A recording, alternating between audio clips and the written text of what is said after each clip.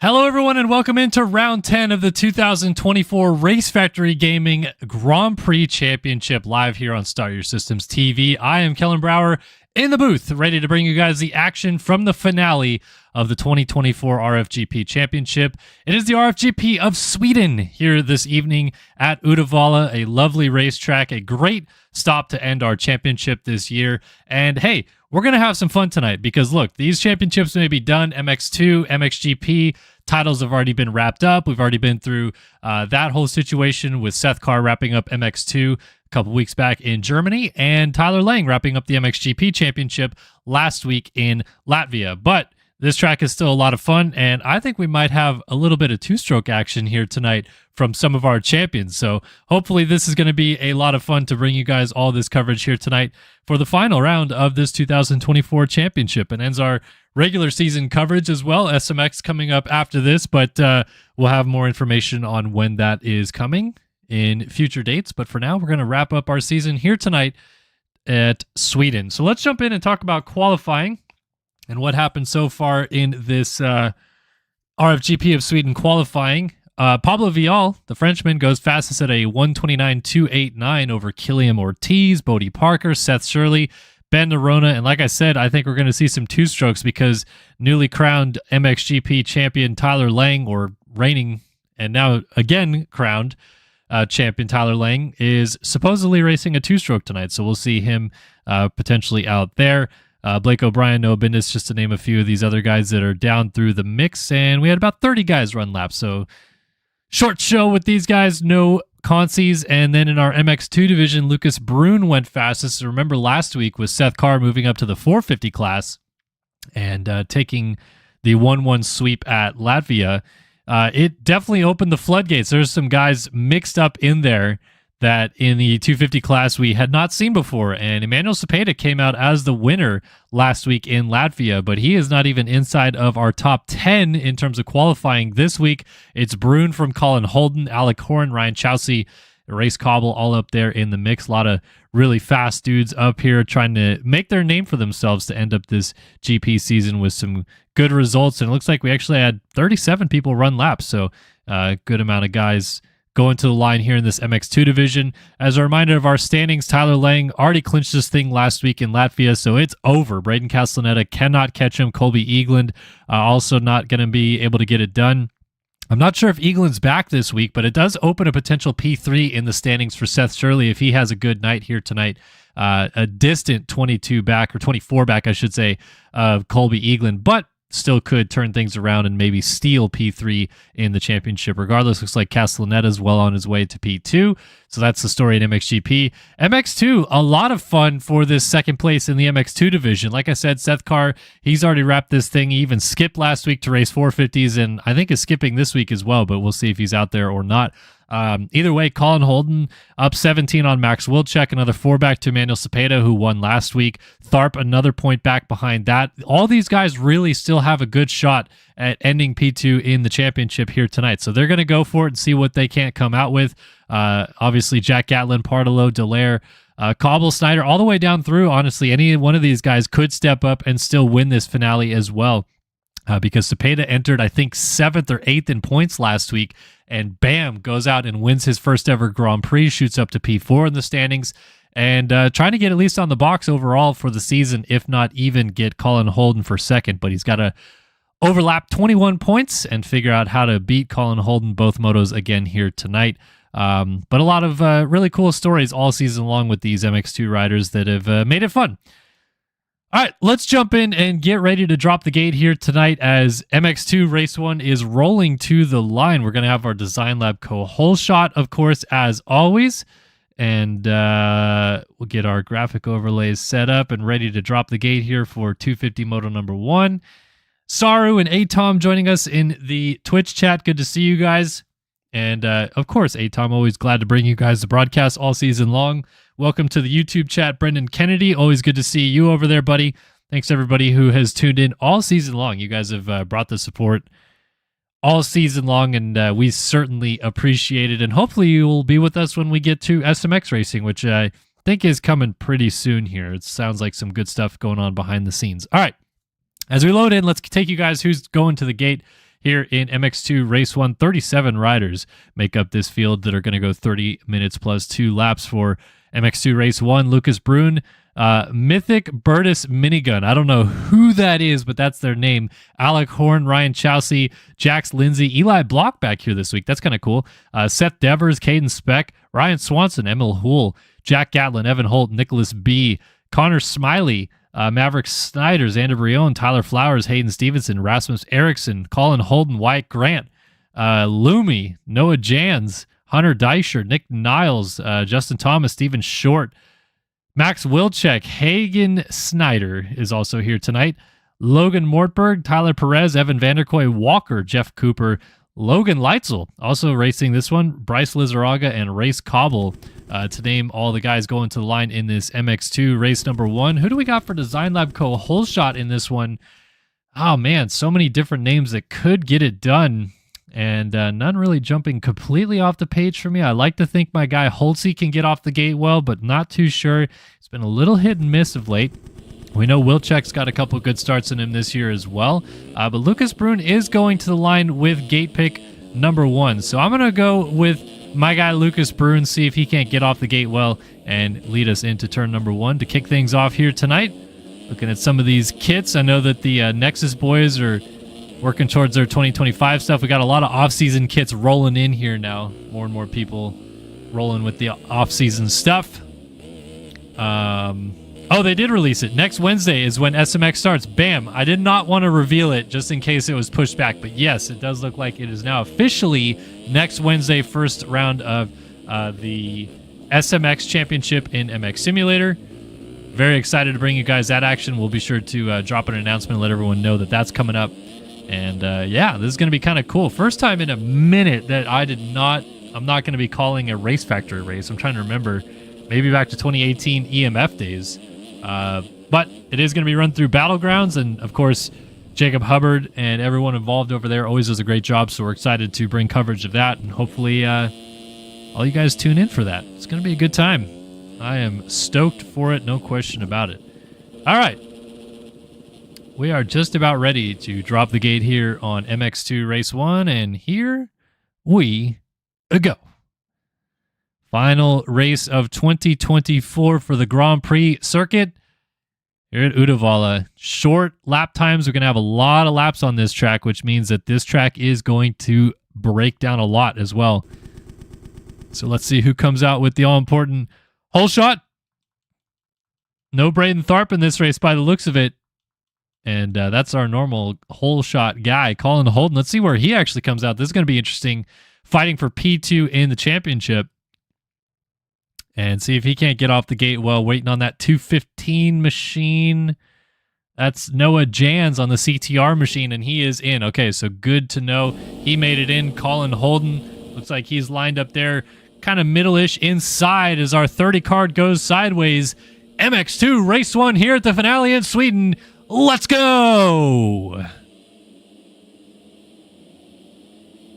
It looks like Holden got pinched off into turn number 1. A lot of guys actually pushing out wide. Pretty big crash through turn number 1. It is Max Wilczek on his skibbity. I don't know how to say that. I know you guys always talk about the skibbity toilet thing, but it is Max Wilczek with the Design Lab. Oh, shit. He's out front leading this thing. Evan Holt, I knew he'd get a good start. Up there in P2, Tyler Perez. Bryce Lizarraga's up here. Whoa, Lizarraga launching into your living room, going up into P3, and then down in front of the whole field. Perez moves up into third. Actually trying cheesecake. Chelsea moving up in there now. He is in P3 as our lead battle starts scooting away. Wilczek and Holtzy 1 and 2 on the racetrack, and first couple corners of this track are very back and forth, wide open turns. And you kind of settle into a couple of these switchbacks, lead you out through the back here. This is where Brian Bogers had a huge crash at the GP a few weeks ago over this race tech table. Swinging around the outside and jumping down into the valley. Holtzy putting the heat on Max Wilczek here, bringing us around on lap number 1. Holtzy rear end steps out and down he goes. Chelsea goes by, but he's only going to lose that one spot. Very fortunate not to have a fall off crash there for Holtzy. But it is Wilczek on his Skibbity 105 machine.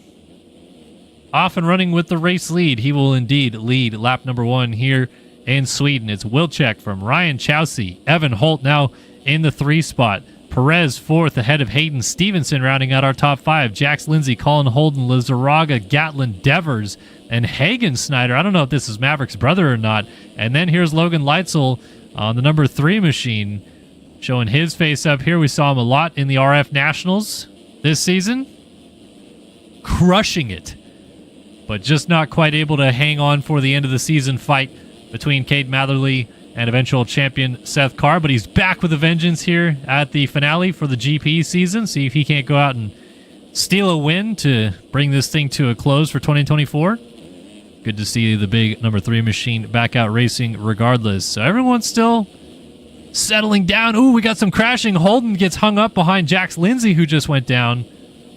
And look at how many riders are going by. Lucas Brune is going to find his way into the mix here on that 45. He's going to get in there behind Jax Lindsay. And that just goes to show, if you're not in the lead and you crash, really a tough spot. Oh, and that is Holden right there with Hayden Stevenson, who just laid it down. And Holden goes back to about 9th. Now in a fight with Logan Leitzel as we're going up to this tabletop right here. There's Leitzel right behind Holden.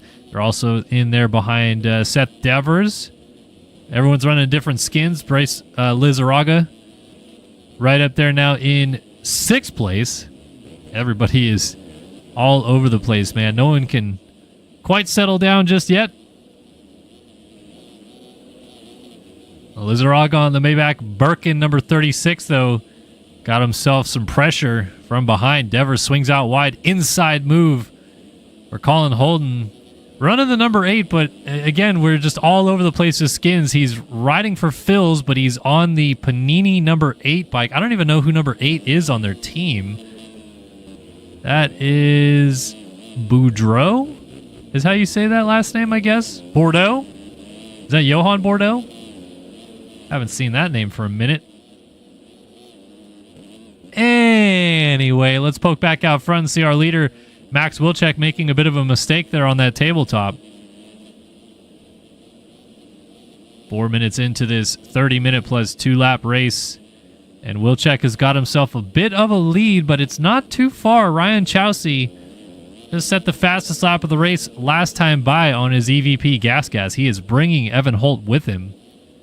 And Chelsea, a 1:33.835, fastest rider on the track. Wilczek back on track, gets hit from behind, and Chelsea goes down. Yikes. So that was a terrible tracker entry by Wilczek, and it put Chelsea on the deck. Now Evan Holt is going to have his turn to go after Wilczek. It looks like Wilczek maybe just exited stage left before that drop down, and when he tried to get back on was a little bit too late to the punch, came across the nose of Chelsea, and that's unfortunate. Now Evan Holt puts his name in the hat, new fastest lap of the race at 1:33.468.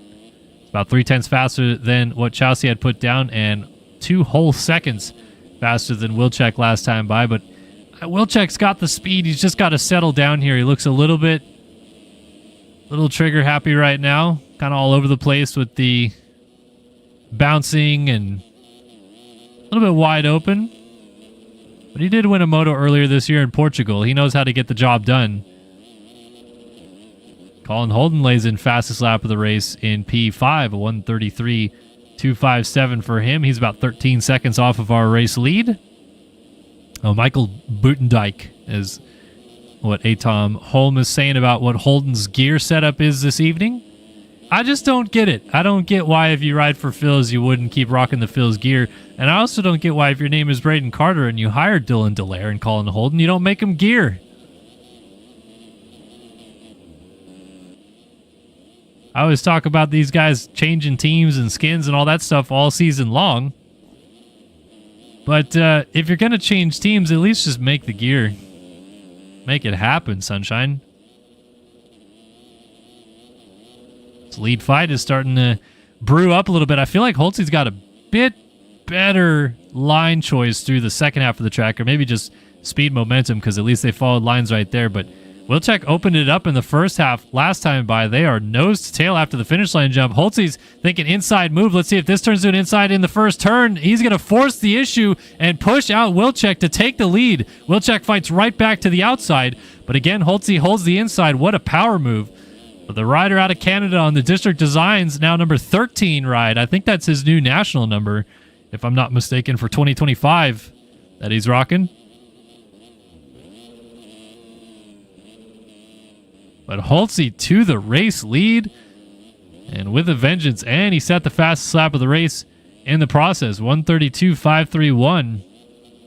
And in fact, Wilczek ran his best, but he fights right back and jumps back by Holtzy. Good move by Wilczek. Now he goes defensive on the inside. Holtzy rips the outside, trying to get to this inside line. Gotta stay on the racetrack, though. And I think he knew it. That was a little ambitious going outside the Acerbi stakes. Does not want to force the issue and go down. So Wilczek gets back into the race lead, and this fight continues.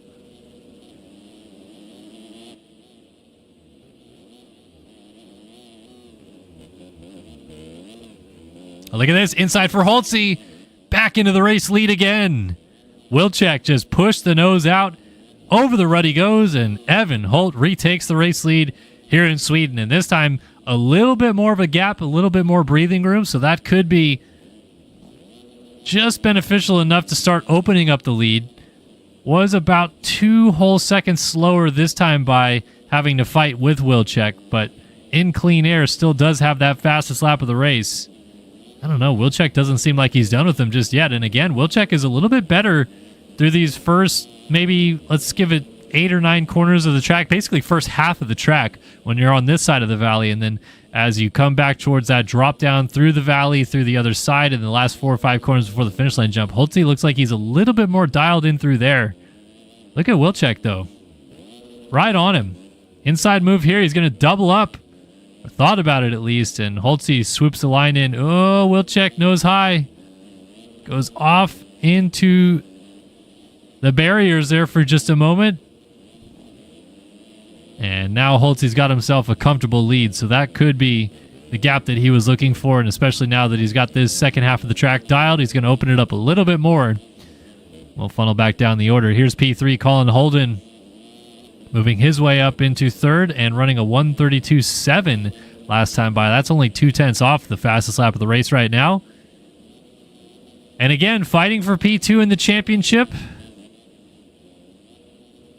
Dealing with, of course, the pressure from Wilczek. Emmanuel Cepeda looks like he did not make the call here tonight. Not racing this one, unfortunately, after winning last week in Latvia. But Holden looks like he might be holding down P2 in the championship when all is said and done, based on how he's riding so far early in this one. Put himself in a good position. Third place. No pressure from behind. Pretty big gap up ahead. So kind of in no man's land. But sometimes that's the best way to do it, right? You get into a good position like this early in the race, and then you can kind of run your own pace. You're not worrying about someone right behind you putting pressure on that might force you into an error, and you also aren't chasing a dangling carrot in front of you that might push you a little bit further than what you're comfortable with.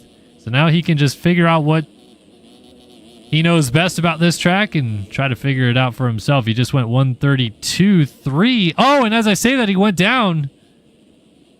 Holden off the bike, front end over that rut, and that is going to allow Chelsea back into the picture. Leitzel, meanwhile, he has clawed his way all the way up into 5th. Just went personal best last time by of a 1:33.5.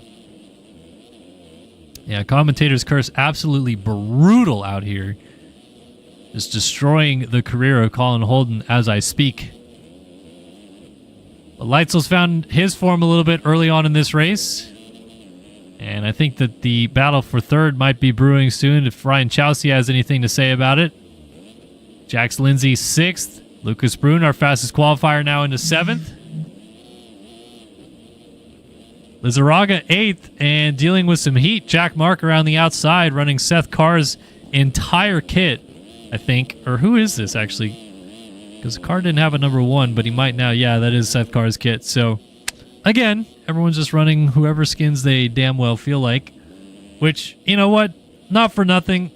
I appreciate all the work the Race Factory does for this, but if the man who should be here handling this was around, he wouldn't be putting up with that. There'd be some ejections from the race for people running alternate skins, alternate names. We got some dude down the order that was named, where is that name that I saw earlier? Some ridiculous name. Must have changed it. Maybe realized the error of his ways.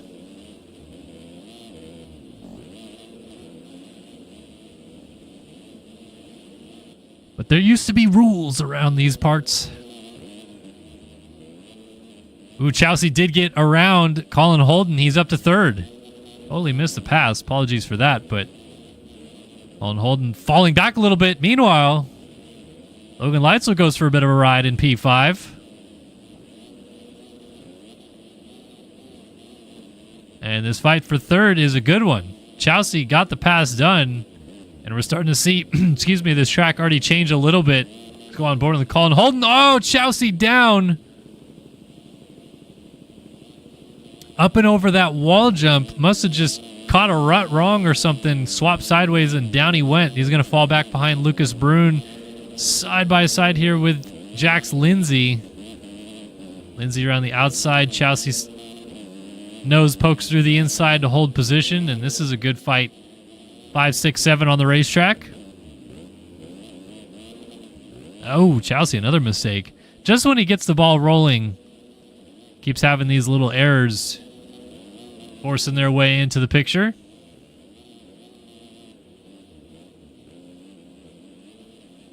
But you can see, so 37 people on the track. We've already had a couple people, looks like, disconnect. 35th, ML Hool on back. 4 laps down, so I don't think they're out there anymore. But this track is definitely wearing in pretty fiercely. We'll go on board with our race leader, Evan Holt, and see what it looks like. I mean, even right here, I noticed last time by how big some of these bumps are already getting, and those were almost non-existent at the start of the moto. And Holtzy's going to start dealing with some lap traffic here. I mean, they're running 132s, 133s. 30-minute moto here. I mean, we're going to get probably close to 21, 22 laps perhaps, because we're about to hit lap 10 and we're not even halfway. And that's a lot of laps on a track like this. This will wear the track in pretty rough.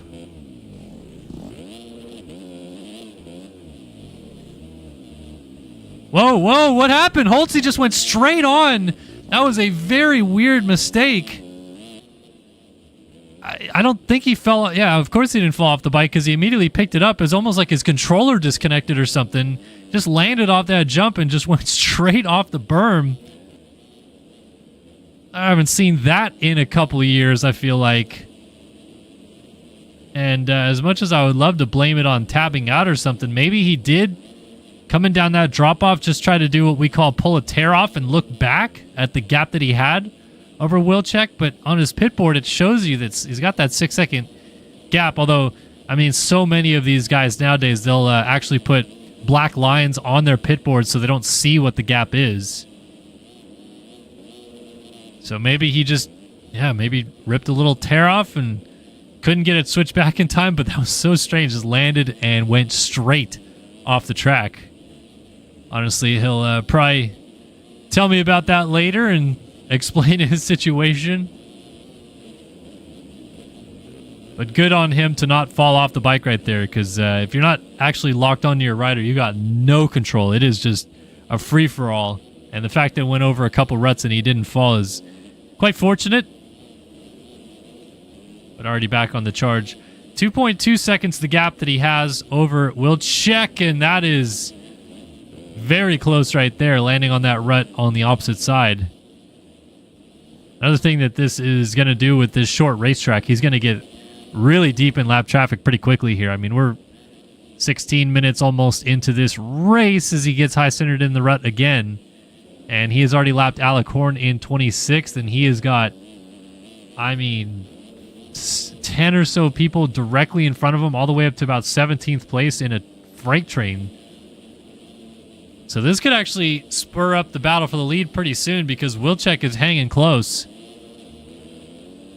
And as this track deteriorates, lap traffic starts to come into play. And Evan Holt apparently just disconnects his controller. We got a couple things at play here that could factor into a battle for the lead brewing here pretty soon. More lap traffic up ahead. That looks to be Logan Mortberg.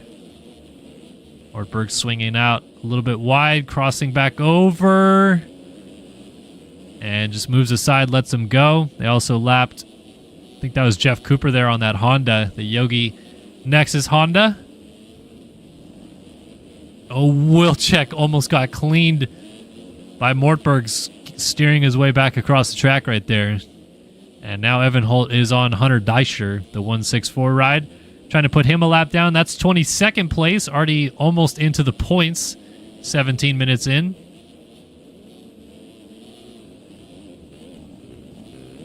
Is that Tyler Perez moving aside? Yes, it is. He's now back to 22nd. Deischer now to 21st, allows Holtzy by, and Wilczek is trying to steer through these guys at the same clip here. Let's see if Perez allows these guys through. Oh, Holtzy went wide in the same corner again. That's 2 times now.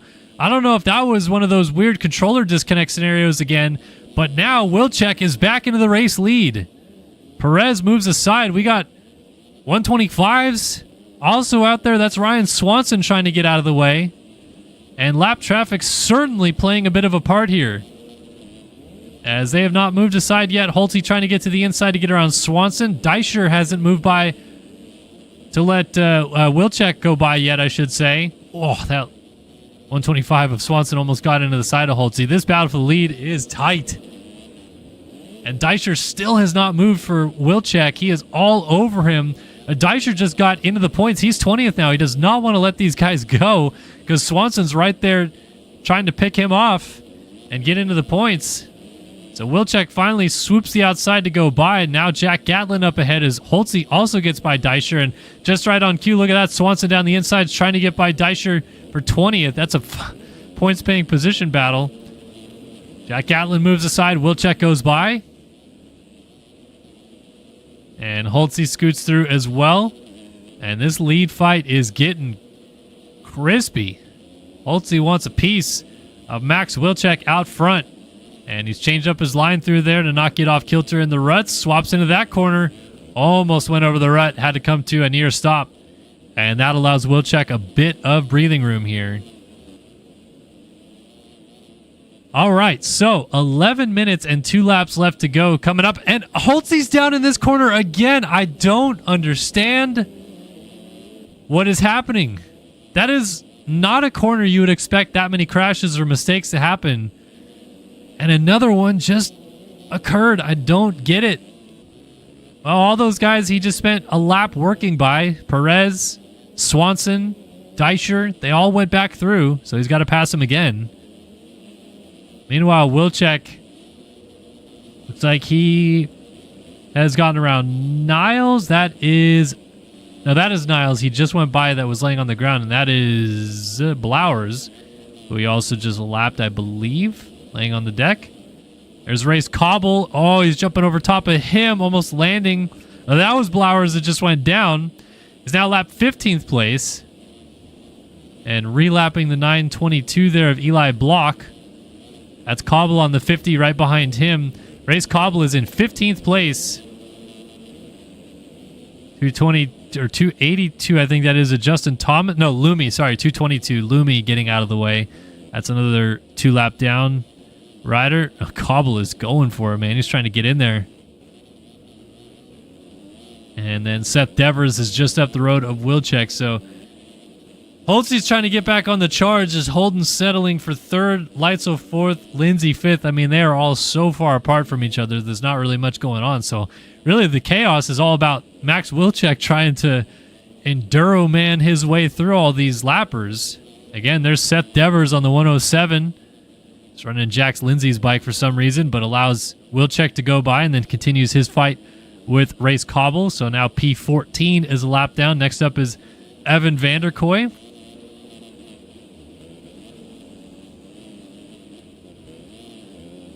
Nice job of that lap rider. I think that might be Rasmus Eriksson moving aside, letting them go by.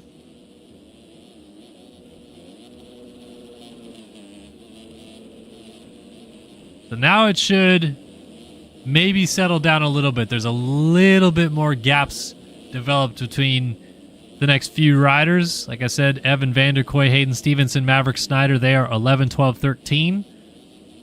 And they're pretty close. Oh, that right there actually down was Stevenson. That's Hayden Stevenson picking it up. So now 13th has gone a lap down.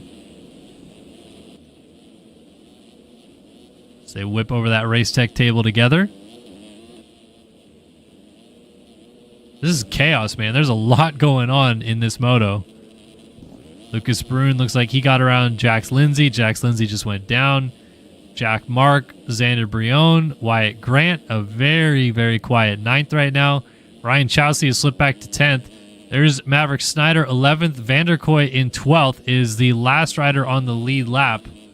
And then if we go all the way up to our... Oh, there's Stevenson actually just got back by Wilczek. So Stevenson back on the lead lap. There's Wilczek now behind the 12 of Stevenson. And Holtzy at the bottom of the hill before the finish line jump. Look at how deep that rut is. Let's go back on board with Wilczek because this track is getting torched right now. There is some huge ruts and very big braking bumps into these corners. Whoa. Off the track he goes. Rejoins very carefully.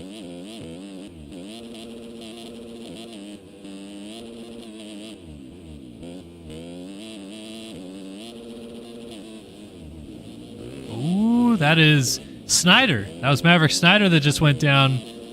Went with Hayden Stevenson, so Vanderkoy gains a spot.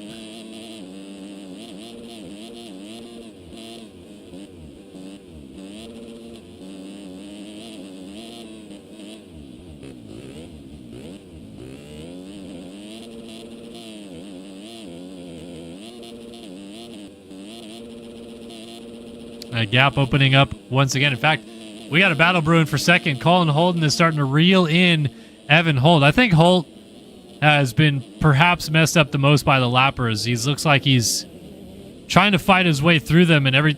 Oh! Okay, this has got to be a controller issue. There's no way this keeps happening. That was just straight up and down, stood it up, and then it seemed like it connected and he grabbed brakes and stopped. I almost am going to DM him after this moto and try to figure this out because it's just so weird. It's been so long since I've seen legit controller disconnections like that. I don't know if he's like got a wire frayed or maybe he's battery powered and it just keeps disconnecting, reconnecting. I don't know.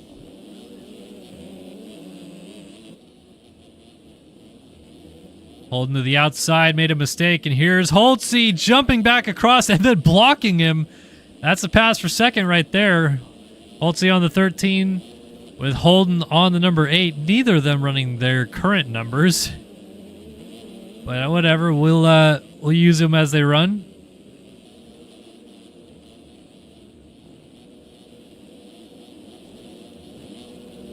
Man, Holtzy's going to be pissed, though, because I feel like the fact that he's still second dealing with whatever this issue is pretty damn impressive, but I feel like he thinks he could have won this moto without it. Definitely was in a position to do so early on. I mean, I could be wrong and he could just be having weird front end locks or something, but I feel like I know the difference between like dead sailoring something when you lock up the front brakes and you're just stuck midair versus a legit controller issue, which I really think Holtzy's having.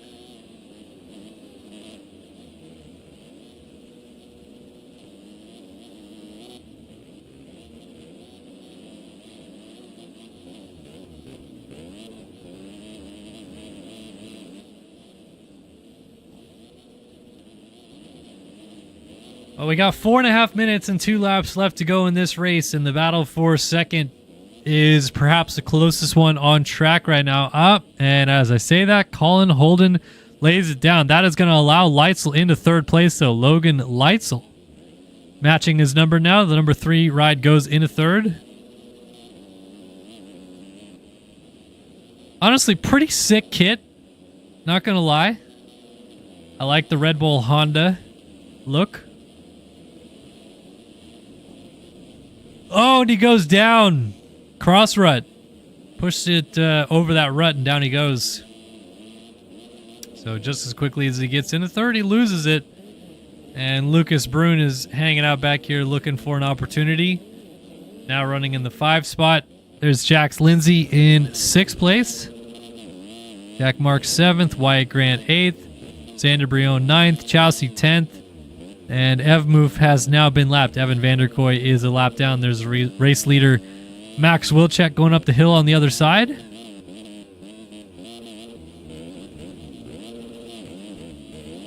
Wyatt Grant just absolutely getting into it with the lapper. And Xander Brion takes advantage and goes by. Oh, Holtzy's off the track. Holtzy is off the track. I don't know what's happening here. No one in chat is saying anything, and now Holtzy's back. I mean, that has to be controller related, no? I almost threw the front door right there. I can't imagine it's something else because we saw so many signs of it and then just dead stopped on the track and for much longer than 2 seconds, which is all you need to be able to change your setup. So I'm certainly going to message him after this and get to the bottom of whatever happened. I got a DM from somebody. Let's take a look at what's going on. Oh, never mind. It wasn't about that.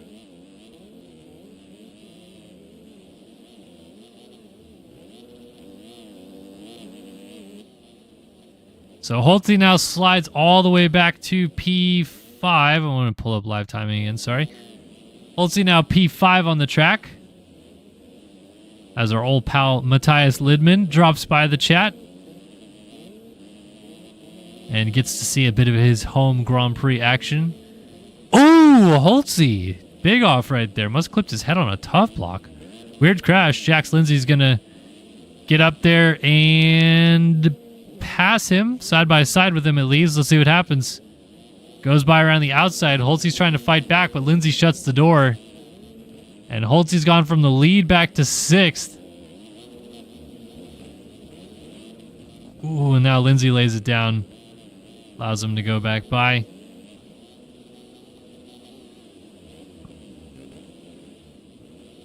Good battle for second. Colin Holden and Lucas Brune going at it. 36 seconds off of race leader Max Wilczek, but this is still a terrific fight with just about a minute left in this race.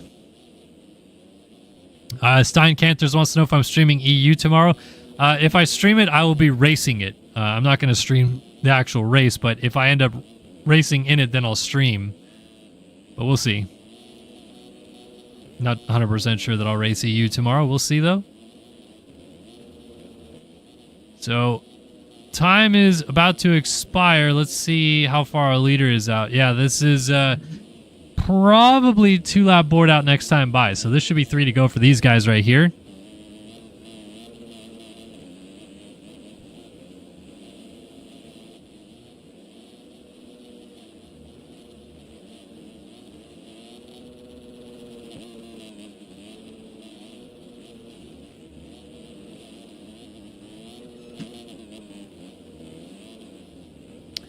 All right, time is about to expire in now.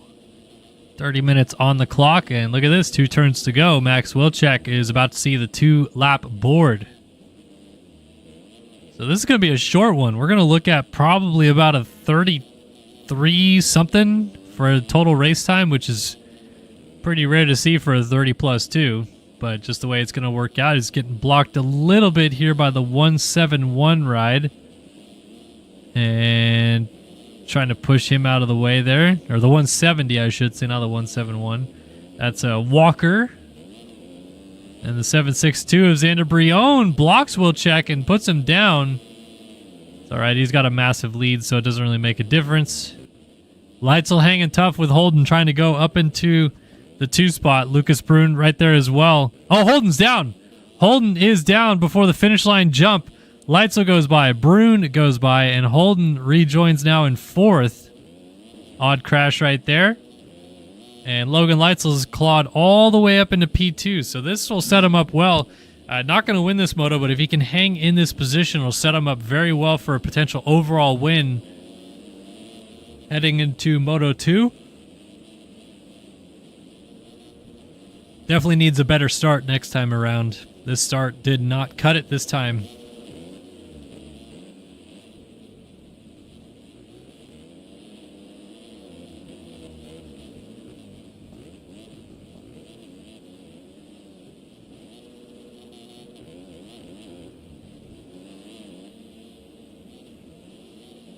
All right, so with that 2-lap board already out, we should be seeing that white flag here pretty darn soon.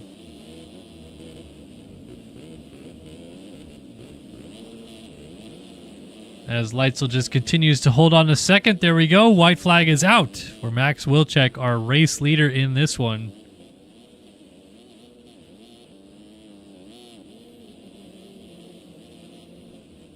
On his way to a 2nd moto win of the season. Got that first one out of the way in the first moto at Águeda in Portugal. Didn't really have the 2nd moto he wanted, but proved to himself that he could win at least, and now gonna back it up with another solid ride here in the opening moto in Sweden. Now the real question is, he's got the first moto done, just about. What does Moto 2 have in store for him? Because that was the problem area before.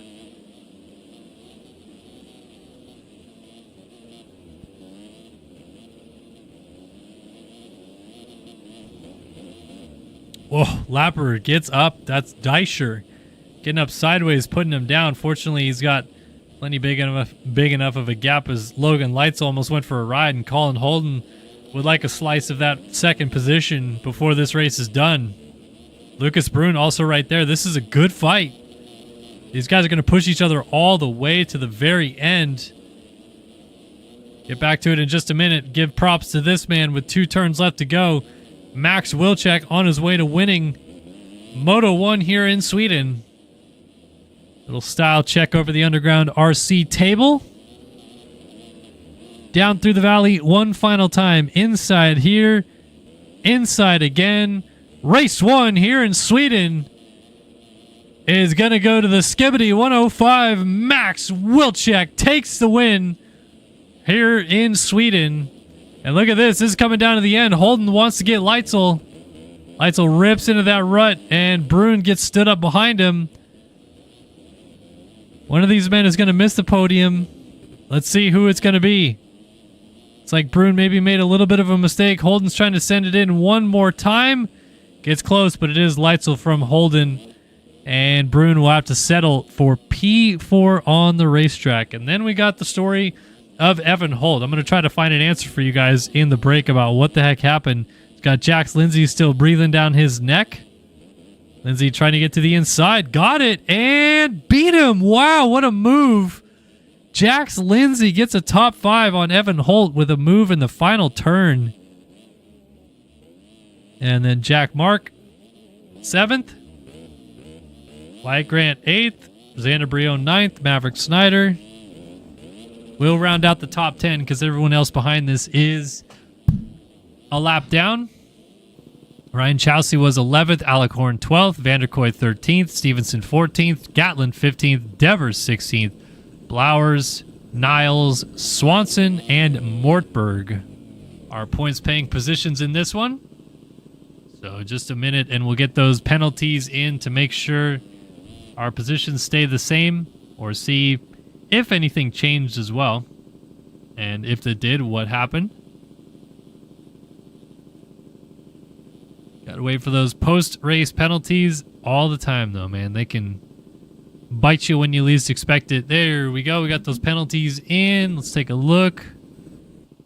Everyone 11 through 20 stayed the same. And, ooh, Holtzy did get back by Jax Lindsay on cuts.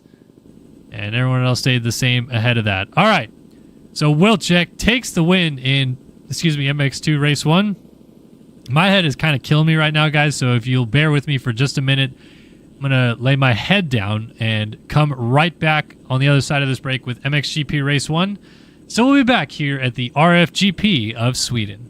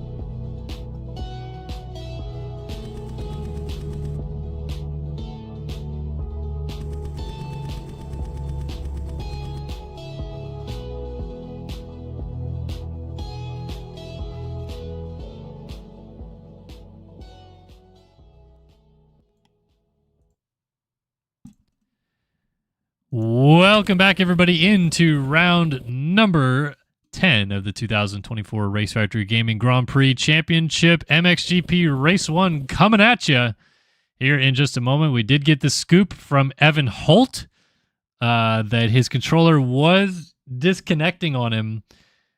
And, talk about frustration. That has got to be a killer.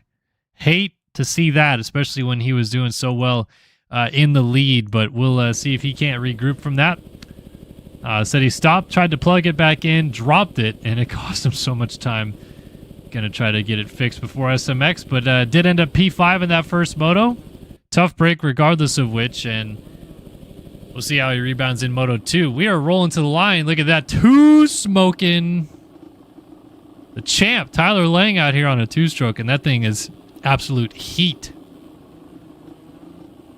Honestly, don't leave me alone in a room with that thing. I'm going to have a day. All right, here we go, folks. Let's drop the gate here in MXGP race number 1. Design Lab Co. Whole Shot. Who we got out here tonight? Jacob Hubbard's on the gate. I think it probably is going to be him, to be honest with you. Could be so many other people. Seth Carr back this week in the 450 class. See how he does. I don't feel like it's going to be a two-stroke, guys. So who's on a 450 just to make sure? Go through the order here. Luke Scheffler on a 450. Who else is on a two-stroke? We got Hiri Andrade on a two-stroke. Looking solid right there. Schiabro out here crushing it. Pablo Vial, our fast qualifier. He'll get off the gate pretty well. Noah Bindis gets good starts. Seth Carr's on a 450. He'll probably get a good start as well. Blake O'Brien, Seth Shirley, Castellaneta on a two-stroke. So our top two in the championship both running two-strokes out here, and my goodness, honestly, these two-strokes, I might just... Hiya. But is Hubbard on a 450? Let's see. Where is he? P8 on the track right now? Yeah, so he is on a 450. So Jacob Hubbard is going to be my Design Lab Co. whole shot pick. Yeah, I mean, Hubbo's got it on lock. Does anybody think Jacob Hubbard's not going to whole shot this? Is the modern day Mike Alessi, modern day Jorge Prado? Can we say that? Prado? Goated with the starts. Atom.com straight up thinks he is not going to whole shot this thing. So there you have it. Atom.com not supporting his teammates here this evening. All right, here we go. Let's see what happens. T-Lang on the two-stroke trying to get off the gate. Well, he's alongside Braden Carter, I believe that is. We are racing here in Sweden. Pretty good jump for T-Lang, to be fair. Up the inside, though, it's a couple guys getting together. Few push out. Seth Shirley picks up the Design Lab Co. whole shot. Look at that, a two-stroke up there. Castellaneta getting tossed around like a wet salad. Joey Carter moves up in a second. Jay-Z around the outside. Actually going to move in a second momentarily. Then Joey Carter goes by. And back into P2. Seth Shirley's got a bit of a lead established. And here we go. Atom.com absolutely nailing the prediction. No whole shot today for Jacob Hubbard, at least so far. He's already in P9 off the gate in this one. T-Lane got shuffled around. He's 10th. So it's Shirley, Jay-Z, Castellaneta, Bodie Parker, Quinault. Looks like Castellaneta maybe just went down in the background. There are 10 rounds of the RFGP season. Katie in chat on the YouTube side wanted to know. Only 10 rounds, which means that this is our finale. All the tracks are available at the link in the description. I think I have the right link down this week. Apologies if it's still the wrong one. But Seth Shirley just absolutely going to work at the front of the field. He looks like he's coming to his own on a 450. We've talked about it the last month or so. Race Factory Nationals finally won a moto. Been up at the front more often. And now gets off to a good start as well. Jay-Z second. Bodie Parker third. Tom Quinault fourth. All that 4 fatty power up here. Luke Scheffler fifth. Killian Ortiz in sixth. Ben Nerona alongside Caleb Hall. 7th and 8th. Blake O'Brien 9th. Robitaille 10th. Dylan Van Vranken 11th. Reed Young 12th. Jason Stubbs almost jumping on his back. Ashton Moore. And then here's the champ. Tyler Lang on the JIBR.co number 1. Is they got JIBR.co on the shroud of this, or is it just a straight up Honda? It is straight up Honda. Honestly, you know what? Like this bike, Ricky Carmichael, if they forced them to run red plates and the number 1 back in the day, this is pretty much what Carmichael's Honda would have looked like. This is pretty darn close to it, at least. I mean, the Woody the Woodpecker would have been on the shroud, I guess, but still pretty damn fire, if I do say so myself. Braden Carter apparently might be joining Nexus, or is considering a moonlight career with the Nexus team, even though he owns Phil Ski and Snowboard in the game. But yeah, out here running a Nexus Honda this week, apparently. FXR kits. We're just kind of all over the board checking stuff out.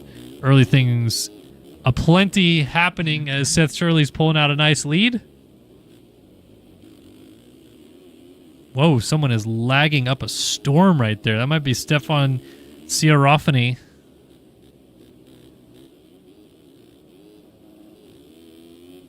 And Shirley is gone at the front with a capital G. 132.656, his first time through. 7-second lead. Already almost at the point where he can crash and still get up in the race lead. Quino has moved up into second on the RBT. Number 815 machine got around Jay-Z, and now Jay-Z's getting passed up the inside. That was Bodie Parker going by as Quino absolutely folded up like a broken lawn chair around the outside. So Bodie Parker up into P2, Jay-Z back to third. Killian Ortiz also slid by. TSCZ number 816 ride. Ben Nerona up into the 6 spot here, or the 5 spot, I should say. Blake O'Brien, then Quino, Caleb Hall, Braden Carter, and Carl Robitaille rounding out the top 10.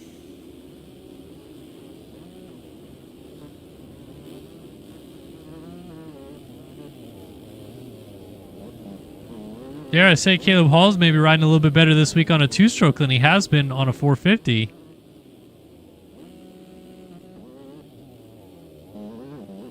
Oh, and as I say that, slips over the berm right there, has to come back on, almost into a tough block, very close.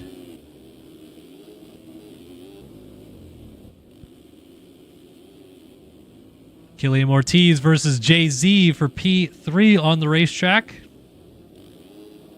Good little scrap between these two.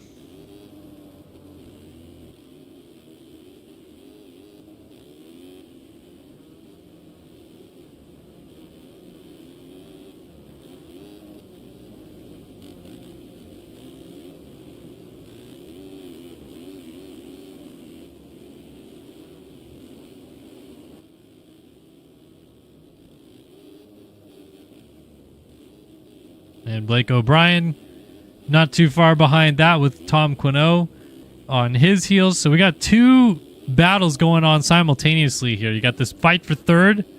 Jay-Z and Ortiz. Ortiz up the inside. Jay-Z's going to try to fight back to the outside here. Rip this berm, but Ortiz slams the door. He's got third place.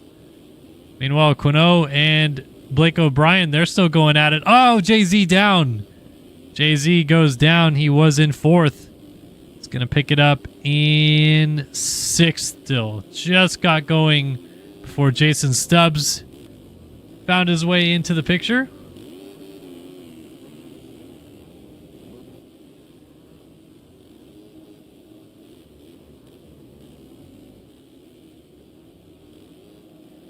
So Stubbs up there in the mix as well. Everyone finally starting to find their place a little bit here. A bit of gaps established.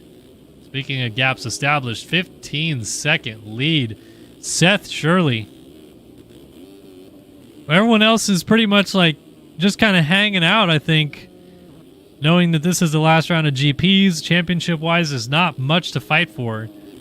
But Seth Shirley has a lot to fight for. And one thing that he is potentially going to do with this race here is, even with this win, he'll move into third in the championship with this moto win if he holds on to it. He entered 24 points back of Colby Eagland, and Eagland is not on the racetrack here this evening. So with no Colby Eagland out there, Seth Shirley's found himself in a great position to take over P3 in the standings. Whether he really cares about that or not, I don't know. Sometimes these guys really do like getting a little extra oomph towards the end of the season, but also Seth Shirley's a multi-time 250 champion, reigning MX2 world champion, and I think he probably wanted to fight for the championship in this 450 class. Just didn't happen this year. He did run the fast lap of the race last time by at a 1:30.929, so certainly in his element right now. 16-second lead over Killian Ortiz now, who got around Bodie Parker.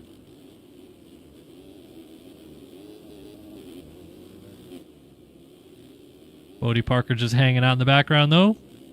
Trying to get back up to Ortiz's rear fender.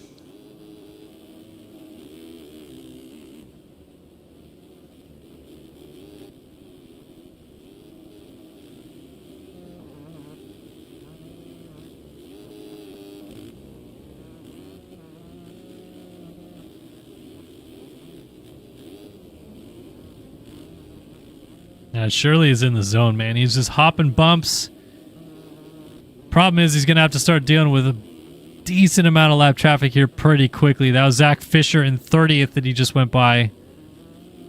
And I'm honestly keen to see if they'll catch... Or if lap traffic is going to be gnarlier or worse or whatever you want to call it than the 250 class, because we're 8.5 minutes in. He's put 50 seconds on everyone not in the top 10. So he's only about 40 seconds, we'll say, away from 10th place. Is that Seth Carr he's going by right there? It is. Seth Carr, 28th place right now. Very weird. Anyone know what's up with him tonight?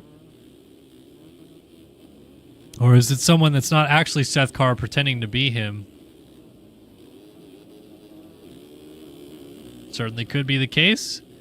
Wouldn't be the first time.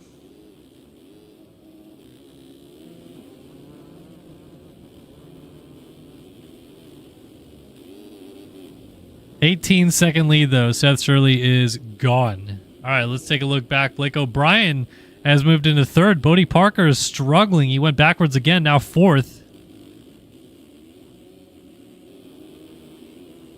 And then Tom Quino rounds out the top 5. Tyler Lang has made it all the way to 6 on the 252 stroke out here. 134 last time by. Now goes 132.9. So winding it up. Probably put the purple power band on it.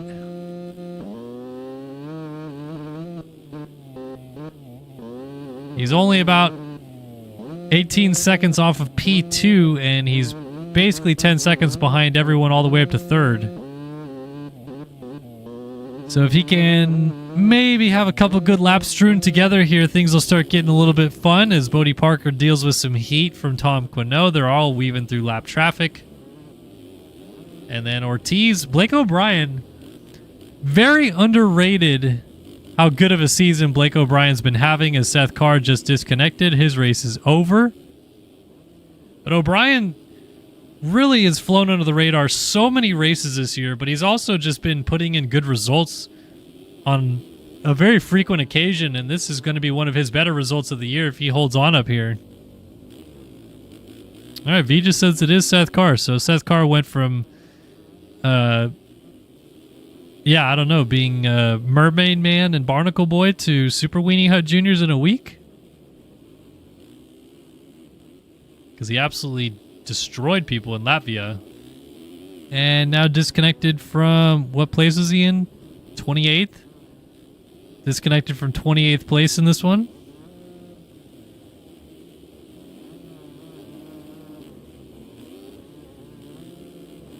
I'm really glad that I read all of a message that comes through in chat before I start just saying it. Because I thought Saru actually had a scoop there for a second and then didn't end up saying what he said, so I'm good. Thought he was going to say he had his right thumb operated or had his right thumb jammed in a door. Something like that. I'll let you use your imagination what Saru says his right thumb was doing. 23-second lead now for Shirley. 131.1 last time by. Only rider still hovering in that low range. Actually, Nerona just went 131.0 in 6th. So definitely strong ride there for Nerona. Moving forward, got around T-Lang, trying to catch Tom Quino. But Shirley is in a world of his own 12.5 minutes in. Just dicing through lap traffic. Luke Scheffler, the 171 machine. So we're 12.5 minutes in. He is very deep in points. Not very, but it's not just 20th place. This is 19th and 18th right in front of him. 12 minutes in. And easily through around those guys. Little Nick Thomas-Tunis lookalike. Up there is Bridges. I don't know if that's Austin Bridges or what. Goes right by him.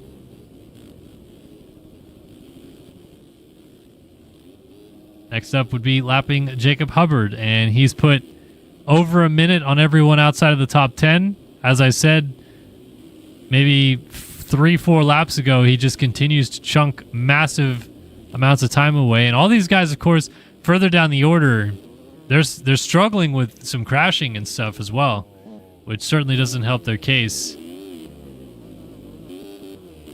So there's Hubbard. There's Austin Bear. Bear now about to have Seth Shirley right behind him over that double in the background.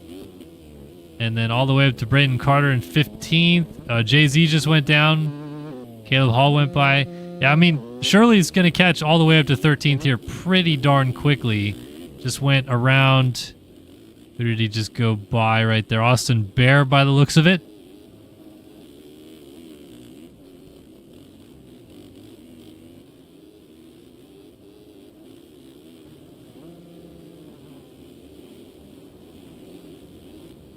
So 26-second lead now. Killian Ortiz still second. Very, very comfortable second now, too, because he's got about 7-8 seconds back to Bodie Parker. And, of course, fall-off crash changes things, but no pressure from behind right now. There's Parker coming up the hill. Then Quino and Blake O'Brien. So O'Brien was third. He slipped back to fifth now and putting the heat on Tom Quino, trying to push Quino up to Bodie Parker so they can turn this into a three-rider battle for third. Podium positions matter to these guys, and they want to be in them as long as they possibly can and hopefully take that checkered flag in a podium position.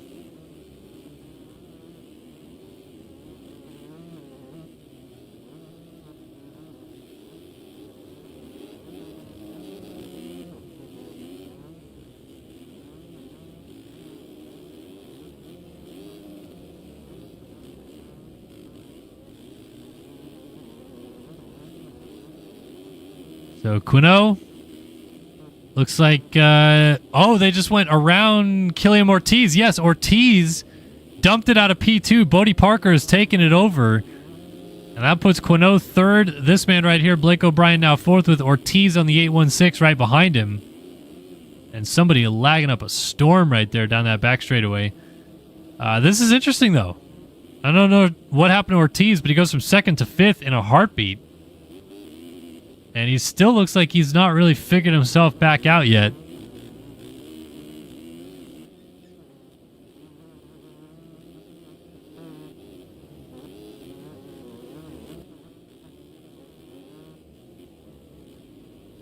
Ooh, riders down. That's Bodie Parker down the lapper. So now Parker, Quino, and O'Brien nose to tail over the finish line jump. That is 2, 3, 4 on the racetrack right there. Oh, Parker down. Quino goes by. O'Brien goes by. Ortiz also going to go through. And then that lapper that was down scoots by as well. So these guys are playing musical positions back here. It's Tom Quino now in the second.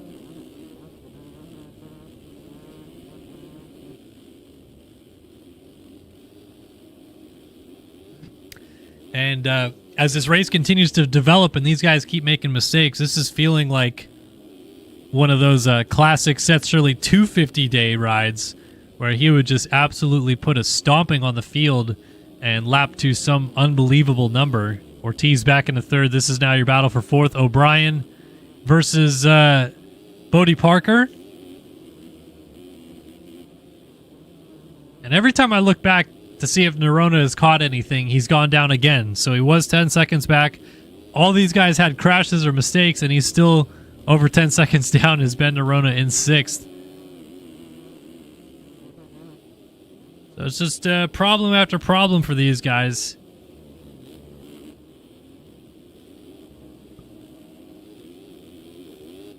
This race is intense though, man.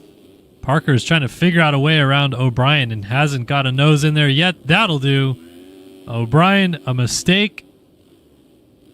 And Bodie Parker takes full advantage. Move up into fourth place. And Ortiz and Quino still disputing stuff. As Seth Shirley's going to see Caleb Hall on the two-stroke up ahead of him. Just laps the 31 there of... Wait, who is that? 31 of Jack Smith getting lapped twice. So Joey Carter and Caleb Hall now right in front of Seth Shirley, about to go a lap down. They are 10th, or 11th and 12th, I should say, on the racetrack. Hall looks like he's going to scoot to the outside and let him go. Same for Joey Carter, outside. Sets up an interesting battle behind Shirley as these two fight for it down the hill. And, Oh, Caleb Hall power move around the outside. Gets into that rut first and holds station. So now 11th place has been lapped.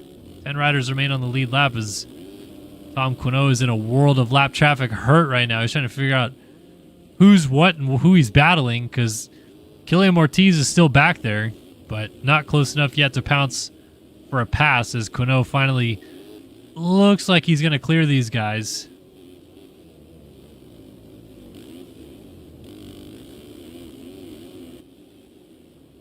And that he does. Ortiz still right there. Bodie Parker not too far back of that. And O'Brien still rounding out our top 5. There's Ben Nerona in 6th. Picked up the pace again, 132.2. Vial 7th. T-Lang 8th. Castellaneta 9th. It's just a 2-stroke fest back here. Let's go on board and let's just listen to it for a minute.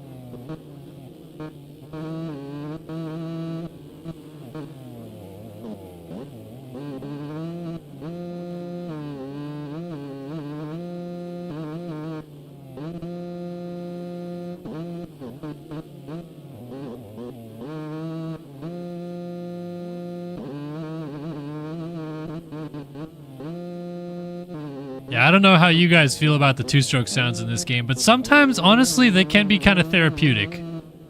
Straight up. I know they're not the nicest sounding things. They sound a little whiny. Definitely not what a real 2-stroke sounds like, but when you're wringing the neck of one of these things, it kind of sounds cool, to be honest. Tyler Lang working on Pablo Vial for the 7th spot. And that move might get it done inside. Got it. Nice pass by T-Lang. Next up for him will be Blake O'Brien if he can run him down. Killian Ortiz, Bodie Parker, Tom Quinault still holding on to 2nd. Lap traffic aplenty, as has been the case for much of this race. And Seth Shirley just went 129.179 out front for a new fastest lap of the race. This is starting to become a bit otherworldly because at the pace he's going, it's pretty likely he laps into the top 5. Depends on, I guess, scenario-wise, if anyone crashes or has mistakes. Tom Quinault is pretty far back of him there. Bodie Parker still hanging tough. And all these guys are battling each other. They're about 2 turns ahead of where Shirley is. And he's trying to weave through more lap traffic right here. All these guys he's lapping him twice. He gets crossed up right there and goes down. That was Hiri Andrade, the AZ Designs GFX team that just went sideways in front of him. And I know Shirley was probably in the zone right there, so he'll be a little bit frustrated about that, but fortunately for him, massive lead doesn't make a difference. And this fight for 2nd is the little engine that could. It just keeps on going. And Bodie Parker is still on Tom Quinault's tailpipe here, trying to get him. Whoa! Rear end coming out of that rut very awkwardly, and now he's going to slide into the corner very awkwardly. Good save. Could have gone much worse for sure.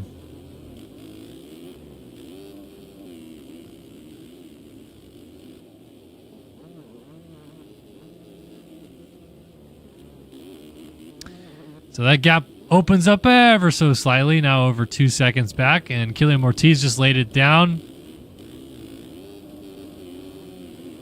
It's not Nerona. There it is, Ben Nerona.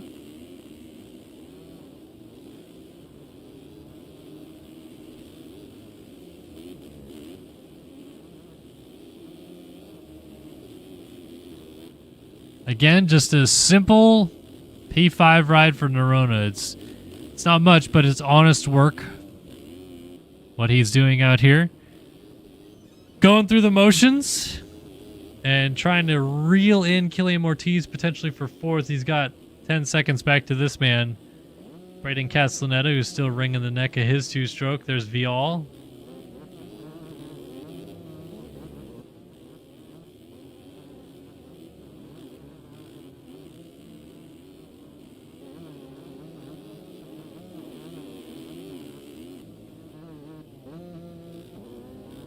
So final 5.5 minutes and 2 laps to go in this race. Seth Shirley's got himself a humongous lead.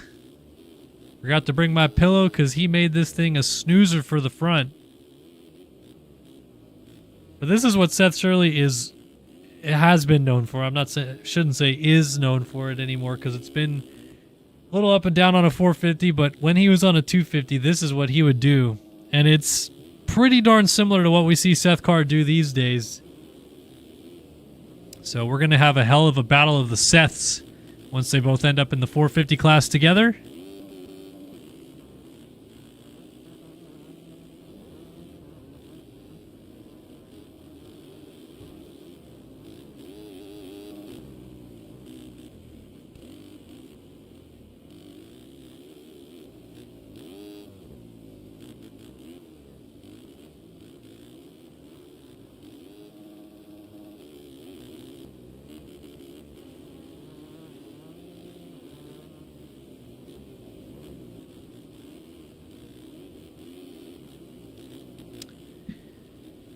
Bodie Parker has gotten around Tom Quinault as they continue to go back and forth. They're now 43 seconds off the lead, so I almost wonder they maybe even went down together based on that timing difference. We'll have to go figure it out ourselves here soon. Killian Ortiz. Again, a strong fourth. Not what he was hoping for being up near the front, though. And then Nerona dealing with the heat. Braden Castellaneta has brought to the kitchen. He's all over him. And this is a great fight right now for fifth. Lap traffic getting sideways and almost collecting Nerona in the process.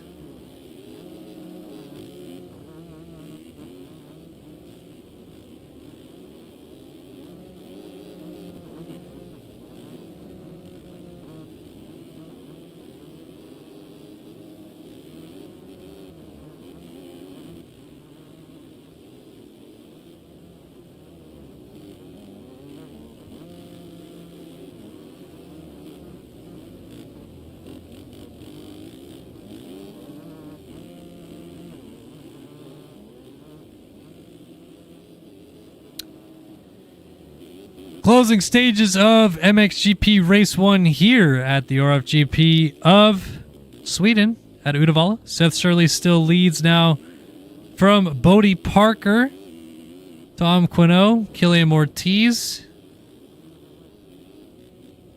Thought that was for position with Caleb Hall. It is not. Nerona just went down. Castellaneta goes by. Anybody else going to take advantage? O'Brien should be there. Yes, he gets into him, and down they both go. Nerona and O'Brien both off the bike. T-Lang up in the 6th. They'll get going just before Vial gets there as he comes down the hill now. And this is certainly something. Hopefully doesn't fall apart too much late in the race here for Ben Nerona.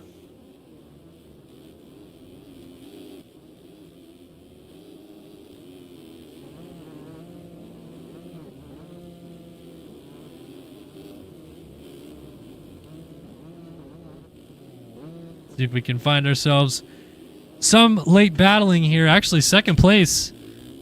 Still looking pretty good here. Whoa, Quinault almost went for a ride over the bars. He got back around Bodie Parker. And they have still not figured out who's going to get P2 in this race. And if they get together, it might not be either of them because Ortiz hanging back about 12 seconds. Looking to get in the fight if these two go to blows with one another. And looks like Parker just made a big mistake, so Quinault's got the advantage for the time being. We'll see how it materializes in these final few laps. I think Shirley's going to get back to the flag before time expires. Unlike the 250 guys, we're going to have an extra lap in this one. So 22 laps, I think, when all is said and done. It's on lap 19 right now, so he's about to finish lap 19 and should have 3 more to go. It's going to be close, actually, now that I think about it. We have 45 seconds on the clock, but I think he'll get there.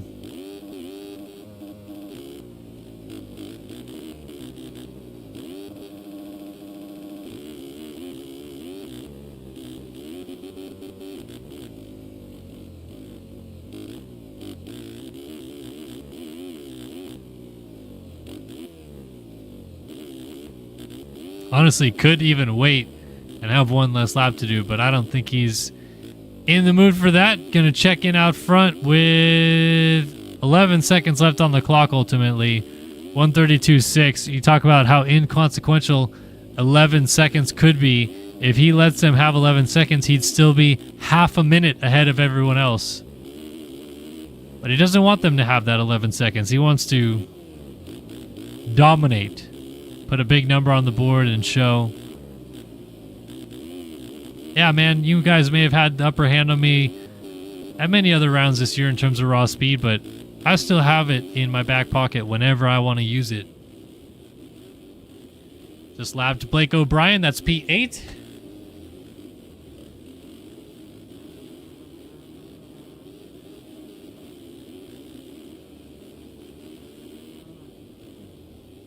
Austin Bear looks like on the 94 going through the rollers just up ahead of him is 20th. So 20th place points now about to be 2 laps down as Austin Bear goes for a bit of a ride. Can you imagine that though, man? That's got to be frustrating to know. Yeah, it's not that he had a bad race if you're like someone like Austin Bear or even Luke Scheffler up ahead of him. You're scoring points. You're doing a good job. But still to lose 2 laps.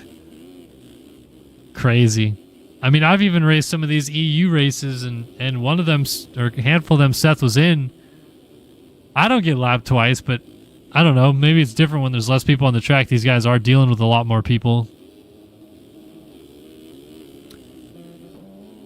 Certainly doesn't feel good, though, to get the blue board once again. You must be thinking, like, how? Who could be lapping me now? And there goes the number 6 once again.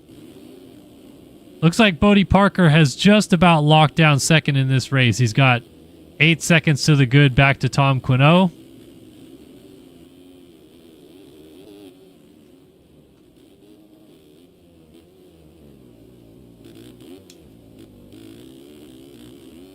So Quinault gave it a valiant effort, but it's a few too many mistakes towards the end of this, and honestly, not too careful here. He could risk losing a podium because the 816 of Killian Ortiz is hanging out back there and starting to close in a little bit, actually. Oh, that's not going to help. Down he goes after the mechanics area. Rear end kick, front end flip. Big one right there for Ortiz. So I can't remember if he... yeah, this should be white flag this time by for Shirley.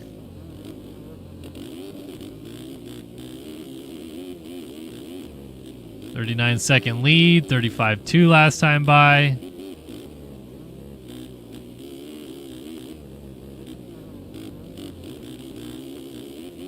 There it is, white flag in the air here in Sweden. One more to go for Seth Shirley to stamp off a dominant first moto victory here. And trying to see who he's trying to lap right now.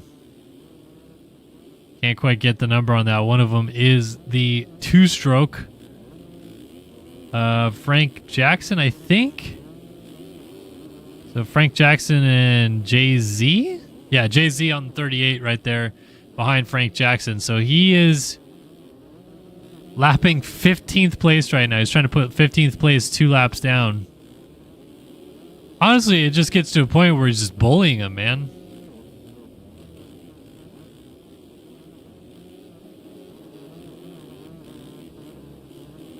No prisoners whatsoever for this man on the number 6 JIBR.co gas, I believe. I know it's a Husky model that we see, but not sure why I don't have his gas machine. I downloaded all these packs that people were sending in, but maybe I just happened to miss one. My apologies, Seth, for not being there for you, sir.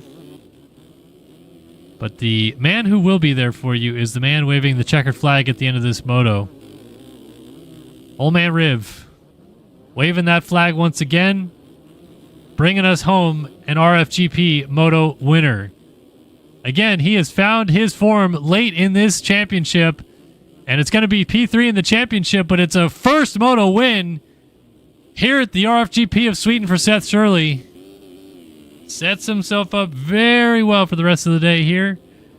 Odie Parker looks like he's going to stamp second, and these two are still going at it. Quinault versus Ortiz for third. Oh, Quinault launches the berm. Ortiz was defending the inside line, and Quinault was trying to Hail Mary the outside. There's still time before this thing is done, but Quinault's looking a little bit lost. T-Lang puts the two-stroke P5. Castellaneta just barely stayed on the lead lap. He was 1 minute and 35 seconds down as T-Lane goes down. Quinault's trying to fight all the way to the end, but it's going to be a lost cause. He just went through the tough blocks as well. It's going to hurt his case a little bit. Parker ends up second. And our podium here in race 1 will be Killian Ortiz. He ends up in third. Quinault fourth. Lang fifth. Castellaneta sixth. Vial, O'Brien, Nerona, Stubbs, Hubbard, Carter, Pankow, Rakovsky, Jackson, Hall, Jay-Z, Austin Bear, Scheffler, Bridges, Robitaille, Raffiani, Andrade, Young, Novak, Smith, Moore, Fisher, Van Rankin, Carter, Commodore, Pichon, Schiabro, Carr, Siebold, Chirafani, and Estes, Bindis. Those are the guys that went to the line but did not finish. Those guys are 20-some-odd laps behind in the end. And cuts are about to come in, but it doesn't really matter to that guy right there. Seth Shirley, dominant first moto victory. And with penalties now being stamped in, it is approved. Seth Shirley wins MXGP Race 1. Did that change for third? No, Killian Ortiz just hung on by a nose over Quinault. But it is Shirley, Race 1 winner here in Sweden. Again, my head is killing me. I'm going to go get an ice pack and something to drink, but I'll be right back on the other side of this break. MX2 Race 2 coming up.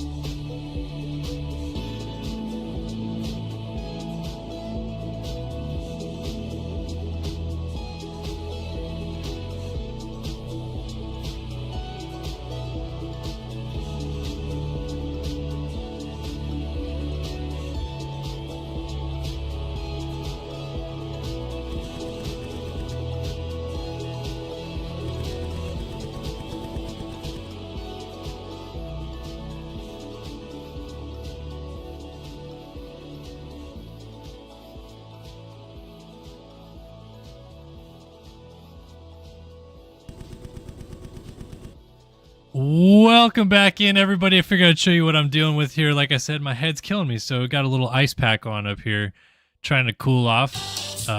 Whoa, that was really loud. But we were getting ready to drop the gate on the final MX2 race of the year. About ready to go, so we'll jump back in with that. And hopefully my head does feel better. I appreciate everyone that's being super nice about that. One more MX2 moto of the season. Pretty fun first moto.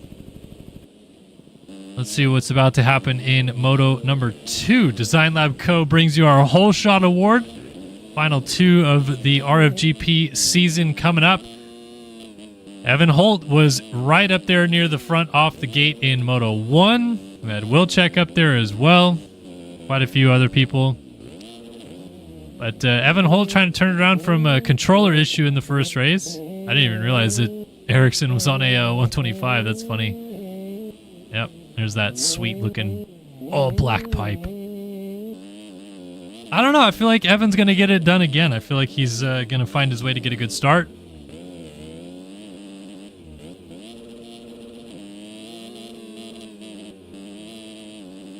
I don't know what you guys think about it, but I have faith in my man Holtzy here. 5th in the first moto, a bit of a long shot to win the overall because of that, but I don't know, man. There's so much up in the air today with these guys that I guess you don't really know for sure. He could just as easily roll out of here, excuse me, with a moto win and the overall win based on a lot of different factors at play. Well, let's find out, shall we? Let's go have some fun for the final MX2 race of 2024. Moto number 20 of 20 and the 2024 RFGP Championship is on. Dana Brion lining up in a pretty good spot. Colin Holden, he is trying to lock down P2 in the standings. Final moto of the MX2 season. Let's go! Holden hits the gate, and a lot of guys get off pretty well. Holtzy's going to get to the corner first. Does he lead them through? Yes, he does. Someone got ejectocito, cuz on the outside of turn number 1, Evan Holt rips the Design Lab Co. Whole shot. He's out front. Lucas Brune right there in second. Chelsea third. Brune trying to go to the lead. Not going to get it. Holtzy around the outside keeps it on. And this is what we saw a little bit of in Moto 1. Got out into the early lead, pulled away, and then started having controller issues. Otherwise, we could be looking at a 1-1 performance here today. Going to deal with some heat early on, though, from Lucas Brune. Chelsea right up there as well. Jack Gatlin, a much better start this time. Lumi, even with a good run on the Dr. Do Racing number 222. So let's settle it down, shall we, and have some good racing as Chelsea moves up around Brune, getting into P2 early in this one. Nice little synchronized whips over the race tech tabletop. Ooh, Brune down on the inside, just disappeared over the backside of that jump. Just suddenly wasn't there with the group anymore, and he's going to go back just in front of Leitzel, which is 11th for Lucas Brune. Right behind Evmoof, Evan Vanderkoy on the number 65. Justin Thomas went by, Jeff Cooper, Jack Mark, Hunter Deischer, Nick Niles going for a bit of a slide there. Lumi, Gatlin, Chelsea now up into second as Holtzy leads at the end of lap number 1. So let's try to figure out our overall situation. Obviously, Wilczek won the first moto, and Wilczek right now, trying to look, he's 25th. So Max Wilczek way down the order. That does not bode well for trying to pick up this overall win today. Leitzel's second in the first moto, is currently in 7th. So 2-7 potentially for him. Colin Holden, we saw him hit the gate. He was 3rd in Moto 1. And right now the 275 ride is... Man, he's also buried. Where the heck is Colin Holden? Or am I just dumb and completely missing him? The 275...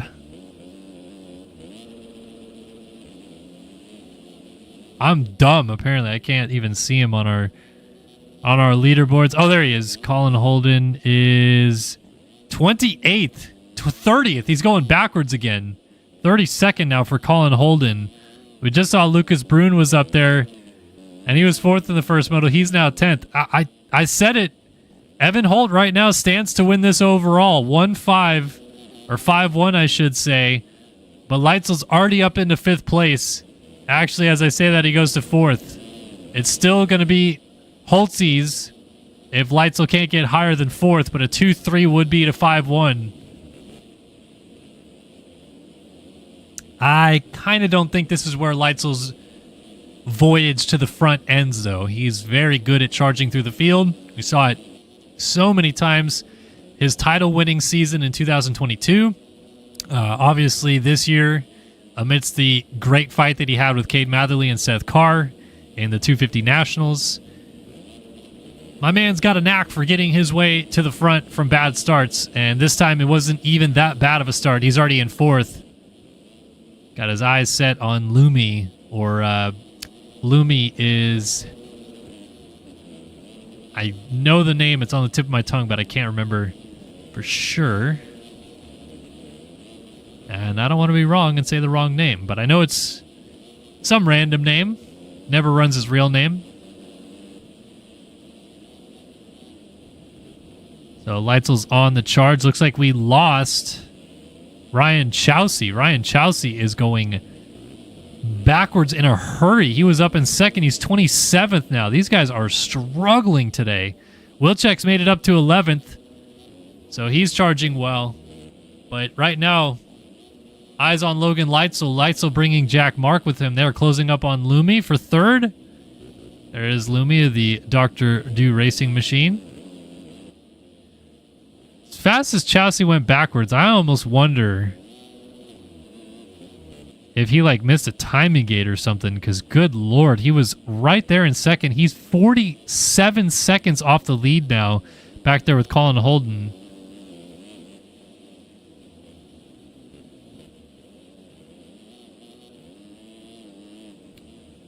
So Holtzy, fastest lap of the race out front. Gatlin P2, Lumi 3rd, Jack Mark now 4th, Cobble in 5th as Leitzel slips back to 6th, Niles 7th, Horn 8th, Deischer 9th, Stevenson and Wilczek. There's Wilczek in 11th, finally showing his face behind Deischer. And then Jeff Cooper, Lucas Brune, Tyler Blowers, Wyatt Grant inside the top 15. Is our Moto 1 winner, though. And right now, not having much better of a day than he had in Portugal, where he won the first moto, then got 12th in the second moto. But at least he's now to the top 10. He's trying to get Deischer for 9th, and he's got him right there with a nice power move. Jeff Cooper also pushing Deischer out of the way. So Wilczek can see Leitzel. That's a bit of a carrot dangling in front of him that he can follow, because they were 1-2 in the first moto. And Holtzy's just trying to play spoiler. The best he can do is go 5-1 and hope that Wilczek, Leitzel, everyone else back there has just terrible motos, because we got a bunch of guys in the mix here that were nowhere near the front in the first moto. And then Wilczek and Leitzel hanging out just in the tail end of the top 10.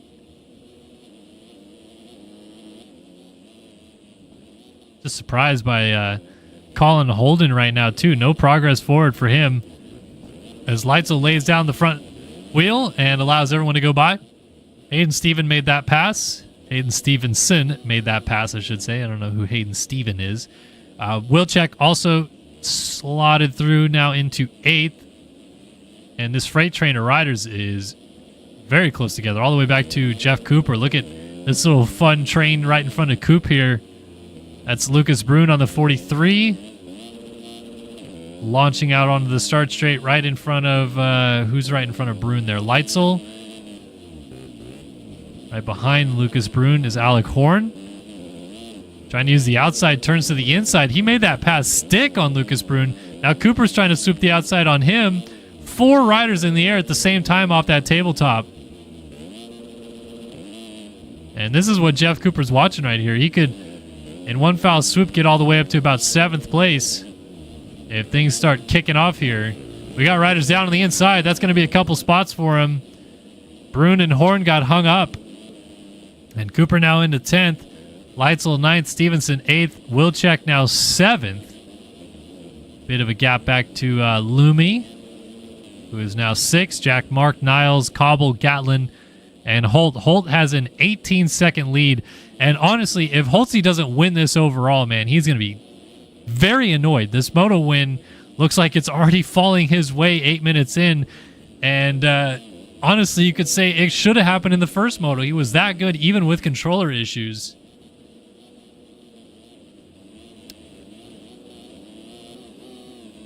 Yeah, Holtzy said he has got like a frayed wire or something like that. So his controller just kept unplugging, replugging back in throughout the first moto. We saw him go off the track 4 or 5 times, and he came to a complete stop, unplugged the controller, replugged it back in, still finished 5th in the moto. So was leading, then was 2nd, 3rd, kept going off the track, and then unplugged and replugged the controller and finished 5th. Very, very interesting emotions probably that he was experiencing. But right now he is just, I don't know, maybe you could say he's riding pissed off from that whole experience, because he's put 20 seconds on the field. A 1:32.2, his best lap of the race, is the fastest lap of the race. No one else is in the 1:32-second range. And yeah, he is flying around this track right now.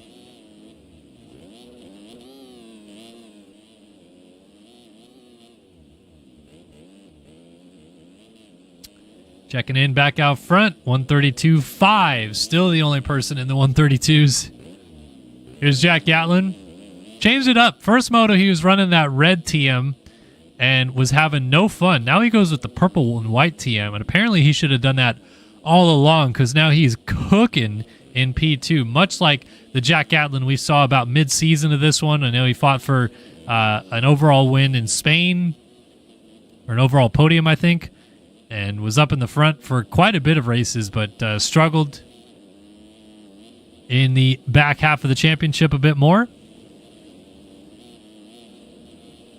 Nick Niles having a much better ride this time around as well.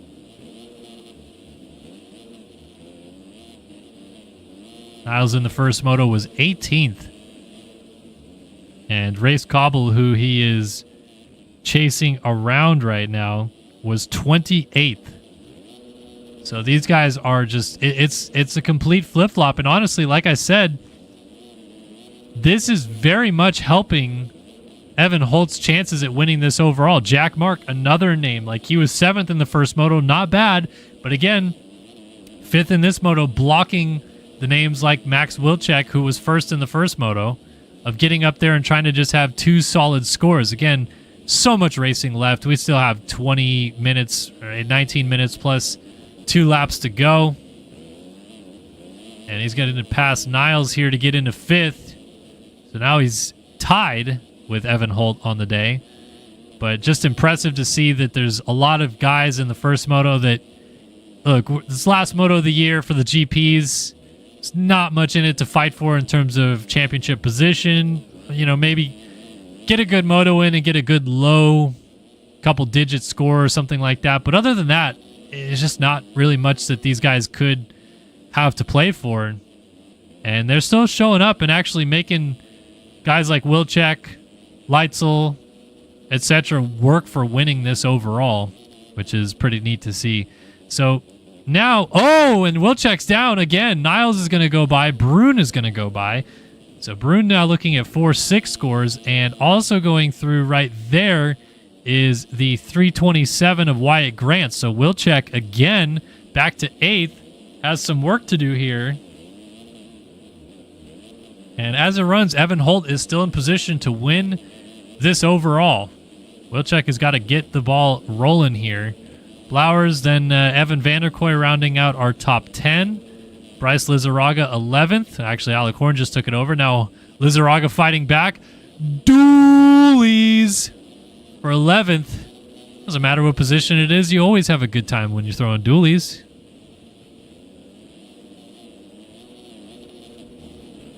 So Horn makes that pass. Lizarraga goes back to work. Lumi slipped back to 13th. In a fight with Hayden Stevenson as he makes that pass around him. Ryan Chowsey now 15th. So Chowsey was 2nd, went all the way back to 29th, I think, and is now back to 15th again. So again, I would love to know, maybe he did have like just a very weird string of fall off crashes or something, but it's so odd that he goes from right up at the front to all the way to the back, and then seemingly looks like he still has the speed that he had when he was up front, as he's now 13th, and normally associates with some weird, maybe miss a timing gate or was off the track, or I don't know, but either way, done well to recover. Jax Lindsay, Caden Speck, there is Jeff Cooper, Seth Devers, Loomy back here, Deischer, Mortberg, and then Colin Holden. So Holden still is not in the points. He is 23rd. And in his fight for P2 in the championship, this is not going the way he wanted to. But fortunately, that timer in your upper right-hand corner of your screen still shows that he's got time to make amends for this. It's just going to have to happen pretty quickly as he gets hung up there on top of, who's that down? Mortberg. Loomy also back here. Whoa! Camera's having a day right now. Jeez. That was interesting to say the least. Wilczek still 8th behind Wyatt Grant, Niles, Mark, Brune, Gatland, Cobble, and Holt. So the battle for second's a good one. Cobble just got by Gatland as they plow through some lap traffic. Evan Holt is gone at the front of the field, though. Like I said, 24-second lead. And just clicking him off, man. 133.3 last time by. Limiting the mistakes. And there's less riders on the track this time, so not going to have as much issue with lappers, but he will still have an issue. He's about to hit a group of 3 of them that are pretty tight-knit here.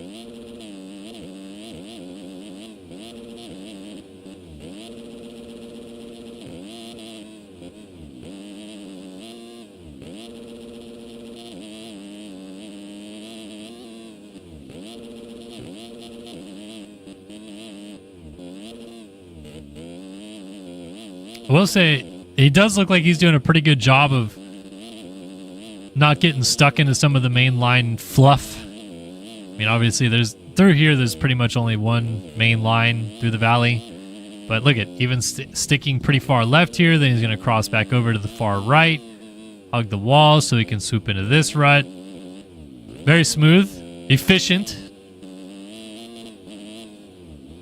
And this track is only going to get worse from here, so he's going to have to keep finding ways to make that happen, as he's got a 27-second lead now, 132.7 last time by. And this, if anything, this little onboard right here just showed that this Evan Holt was certainly there in the first moto and showed right back up again for Moto 2. I'll tell you one thing that sucks, though, as there's Colin Holden just having a day back there right now. He is 23rd now, a lap down. What sucks, though, for Holtzy is, as he said, he is going to maybe need to get a new controller before SMX, as he goes off the track right there. And honestly, even if a controller is still pretty new, there's always going to be little tendencies, the way that the joystick rotates and feels, or the notch that your thumb sits in, or whatever, that is always a little bit different with a fresh controller versus a worn-in one. And if his controller's shorting out or having a frayed wire issue or something like that, it's probably a very worn-in controller. And to roll into SMX and looking as good as he is in this GP race right now and maybe needing a new controller, I think that might kind of hurt him, unfortunately. Be good if he could have the whole off-season to just dial in that controller, but maybe going to need a fresh start for SMX regardless. Trying to lap Hunter Deischer and then Xander Brion just ahead of him there, as Holden is going to tuck in behind him and try to pass as many people as he can to take advantage of that blue bar that Evan Holt is putting out. More riders going flying down the hill there. Yeah, Holden just got his way into 19th because of that. Passed like 4 guys. Just sticking on Evan Holt's rear fender.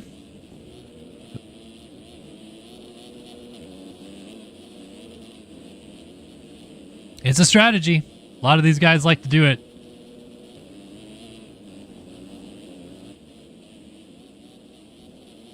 So finally the lap traffic is really starting to be a bit of an annoyance. I wouldn't say an issue, just an annoyance for Evan Holt out front. 21-second lead over Race Cobble, but those guys are all going to have to deal with the same lappers, the same problems.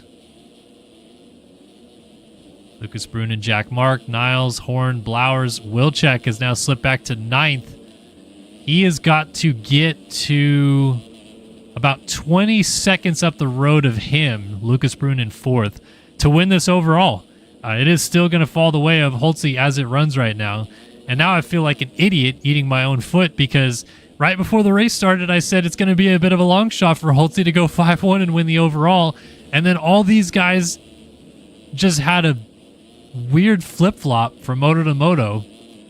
And it certainly looks like Holtzy might actually win this overall anyway, unless Wilczek can fall into a bit of luck or just massively turn it around in terms of raw speed. We shall see. 11 minutes and 2 laps left to go on the MX2 season. Wilczek gets around Alec Horn, who was down. That moves him up to 7th. Blowers goes by as well. But he's got to get to this man right here, Jack Mark, in 4th. And Jack Mark is 41 seconds off of race leader Evan Holt. Lucas Brun, Nick Niles. And then Wilczek is 56 seconds off. So 15 seconds back, basically, of Jack Mark. He's got to catch up that much time to get into P4 on the track. And again, another crash, or a little slide out at least, in the same spot we saw him crash earlier. Blowers is going to go by, and Horn is trying to get his nose in there, but can't quite get it done. And then Wilczek just plows Blowers out of the way, using some of that lag to his advantage, perhaps. So Alec Horn's going to repay the favor and swoop up the inside and try to pass him. Doesn't get there just yet.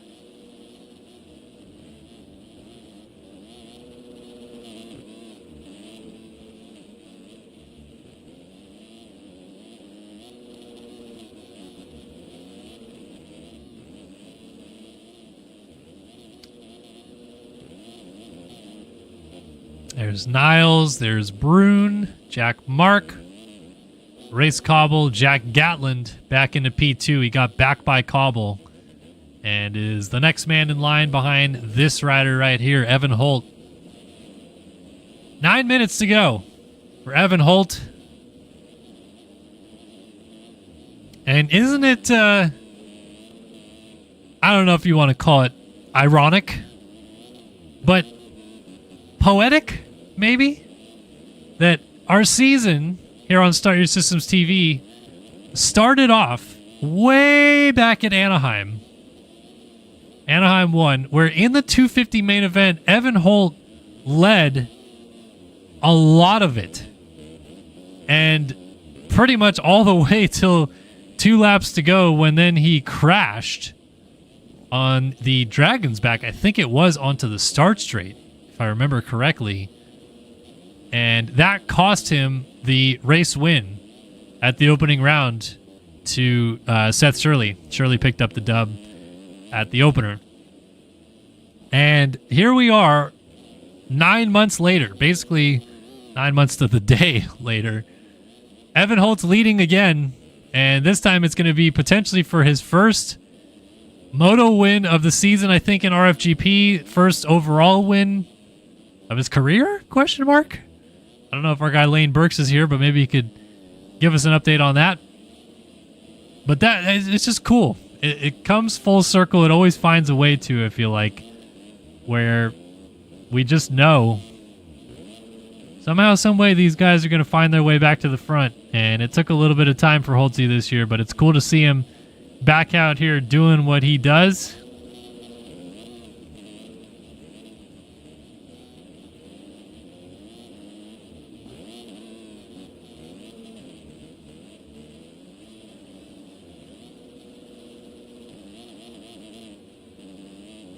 Just cruising. Rushing it. Absolutely in his element. For Jack Hurst in chat asking, what's the deal with SMX in Sim? Yes. September 11th, we are kicking it off. So next Wednesday, not this Wednesday, but next Wednesday. That'll kick off the MXS playoffs, is what they're calling it. It's not the SMX, it's called the MXS playoffs. Honestly, I like it. Fair play. Yes, SMX does have... yes, it has AMS, EU, 125 Open, and NA Pro. Honestly, I feel like I need to look into the EU and see if I'll be able to race it.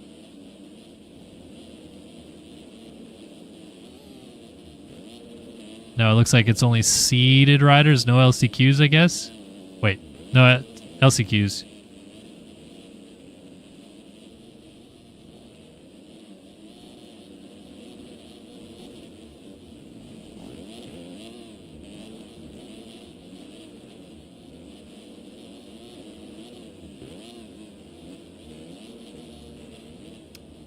I'm able to race it anyway. I need to be 45th of the LCQ qualifiers. I don't really know what that means. Anyway, we'll get back to that when we cross that bridge.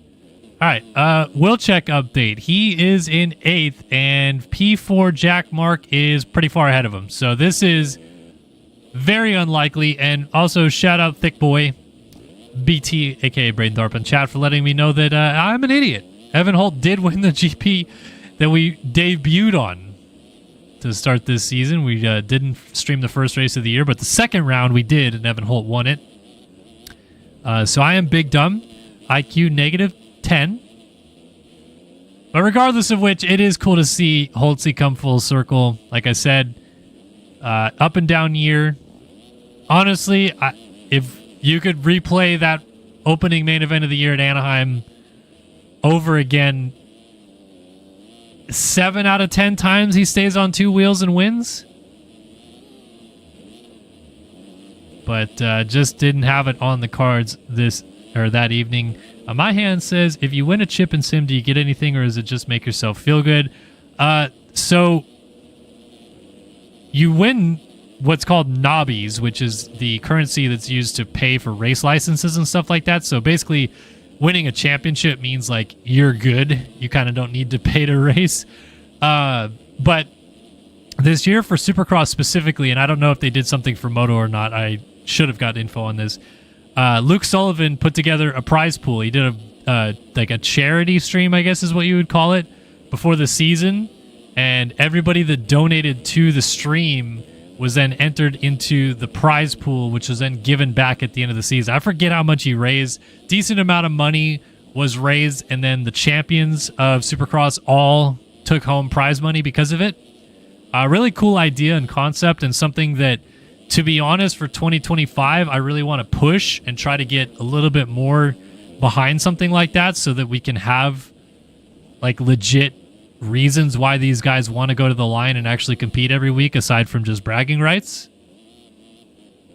But many shout outs to Sully for that.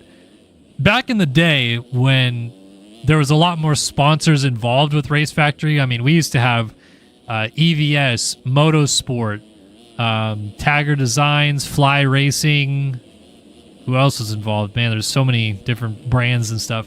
But back in the day when you would win a championship, you would get all kinds of stuff. I finished second in an Arena Cross championship in 2012 and got a $100 EVS gift card.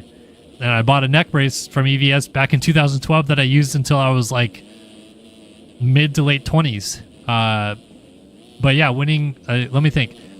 When Tyson won his Supercross title in 2013, I think it was, he got full head-to-toe fly racing gear, I think. And then custom decals for his bike from some graphics company. I forget which one.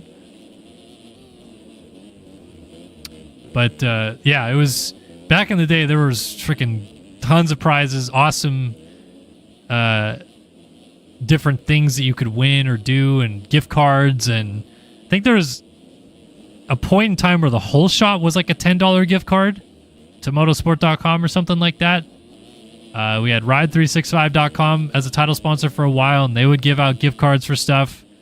And we definitely had a lot of really cool things and brands and people and stuff behind the scenes that were making stuff happen. And look, I'll be perfectly honest, that pretty much all changed the second Chris Riesenberg went away, because he was the man really behind making a lot of cool stuff like that happen. But yeah, we don't have much stuff like that anymore. It'd be cool if we get it back someday. Here comes my daughter. What does she have to say tonight? I'm going to freestyle tomorrow. Yeah, and I'm gonna play with my friends, and Emma is my friend. Yeah, you gonna play with your friends? And when Harry comes to my freestyle, Harry's gonna be my friend again. Awesome. That sounds like a great day that you're gonna have tomorrow. Good night.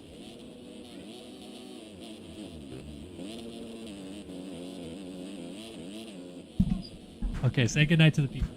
Good night.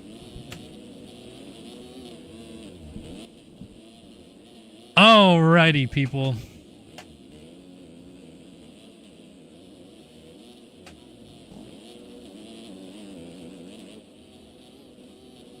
Sure. I love you too. Bye.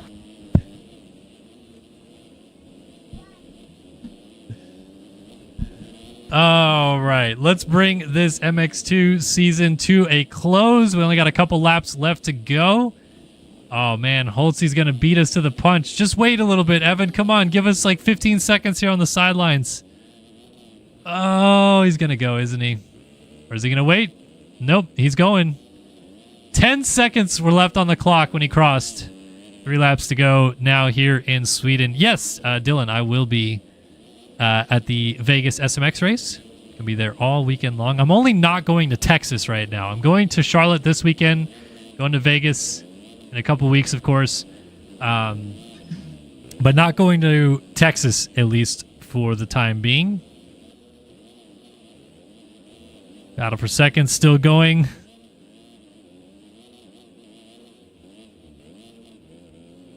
Thanks, JR. I appreciate it. Very, very excited. Our second one is on the way this October. Just finished up his nursery over the weekend and cannot wait to meet him. And so proud of my wife for being awesome through all of this second pregnancy again. And yeah, gonna have a nice big full house here soon.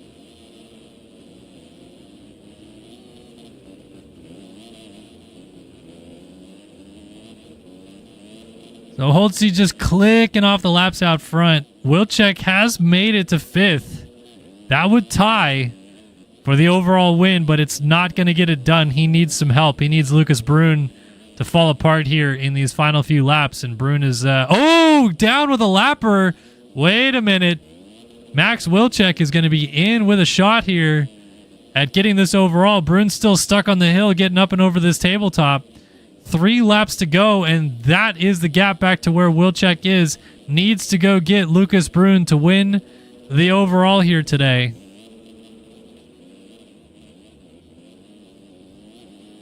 This is certainly going to be something.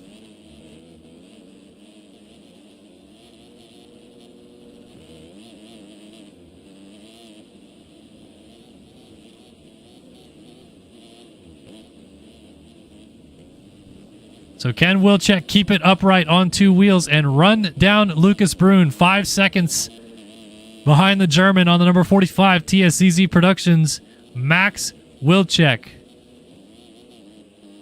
2-lap board has come out for Evan Holt in the race lead. Brun looks like he just jumped off the track. That's going to be a little bit more time loss. Wilczek can now see him. Brun's making a lot of mistakes. I don't know what's got him all flustered right now, because he was kind of in the groove. Maybe that collision with that lapper threw him off his game.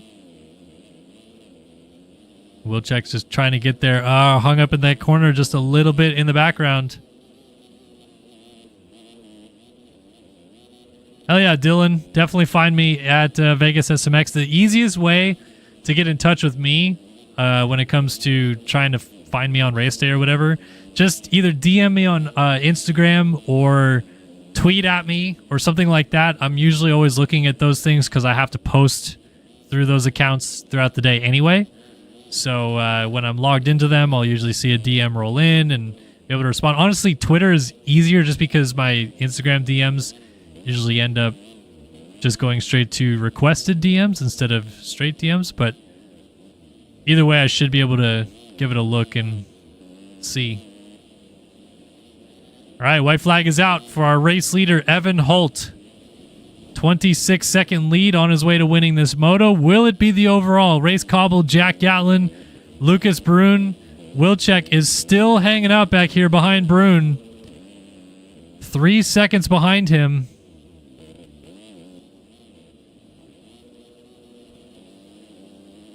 This is going to come all the way down to the checkered flag, I feel like.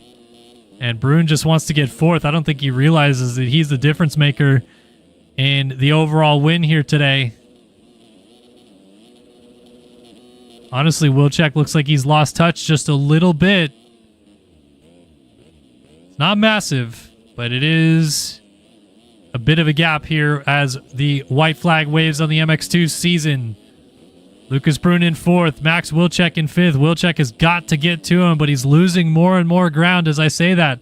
Now 6 seconds back. Lost 3 seconds that last lap alone. Meanwhile, this man, so many issues in the first moto and still got P5 through it all and has rebounded in a huge way here in Moto 2. It might just be enough to win the Grand Prix, but we will have to wait and see what happens behind him. At least for right now, he can take solace in knowing he dominated this one. Evan Holt takes MX2 Race 2, the final moto of the year in the MX2 class. Now let's see if it's enough to win this Grand Prix. Jack Gatlin and Race Cobble are going at it right now for second on the racetrack. And let's see who comes out on top.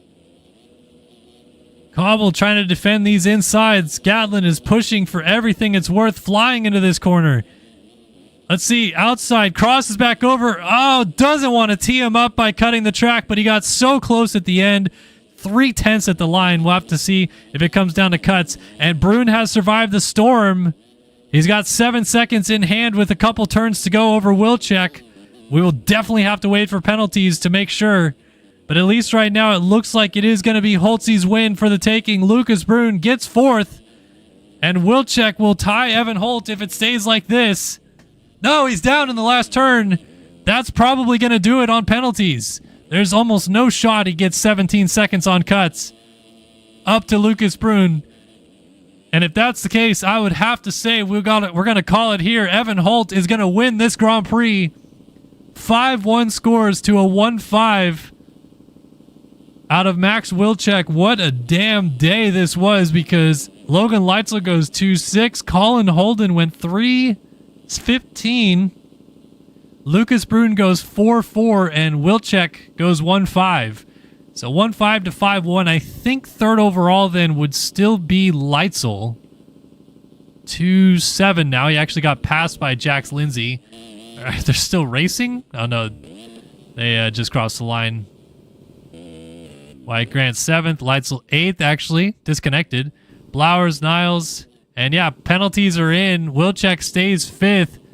Evan Holt has won this Grand Prix. 5-1 to get the job done at the finale here in Sweden. Well done to Evan Holt on the Grand Prix victory here at Udevalla. Incredible stuff. And a dominant moto win. 32.3 seconds in the end. That was crazy. Race Cobble actually got passed on penalties. Jack Gatlin gets P2. I mean, even Gatlin, what a weird day for him. He goes 15-2. And Race Cobble didn't score points in the first moto. Ends up third. Crazy. Crazy stuff. Love to see it, though.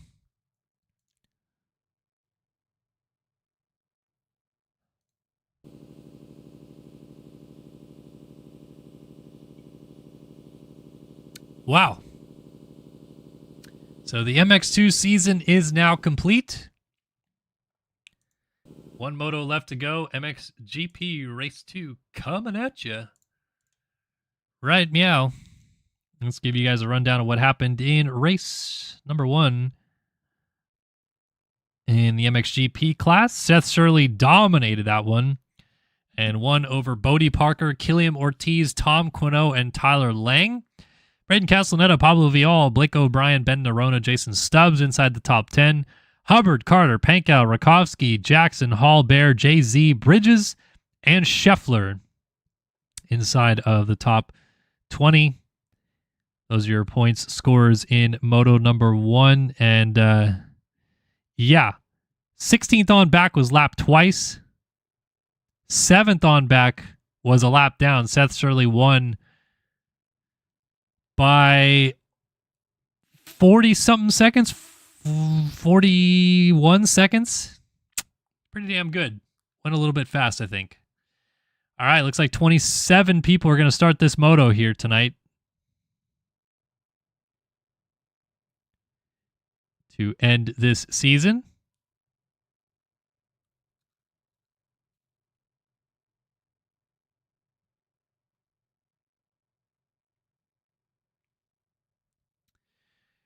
So are we ready for some moto? Let's get going. Final race of the season.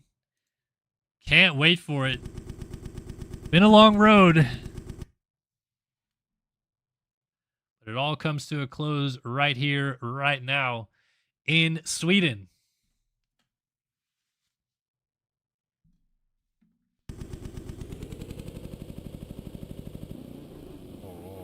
All right, for the final time in 2024, Design Lab Co. brings you our Whole Shot Award.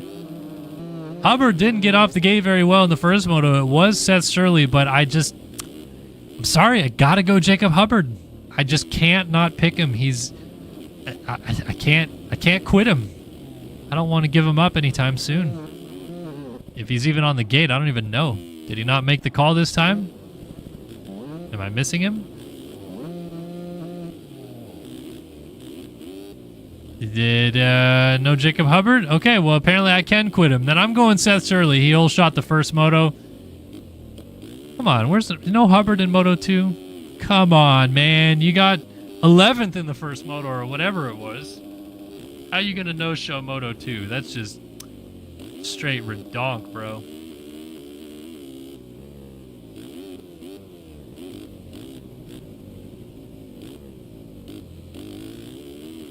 Straight up P11 Moto 1.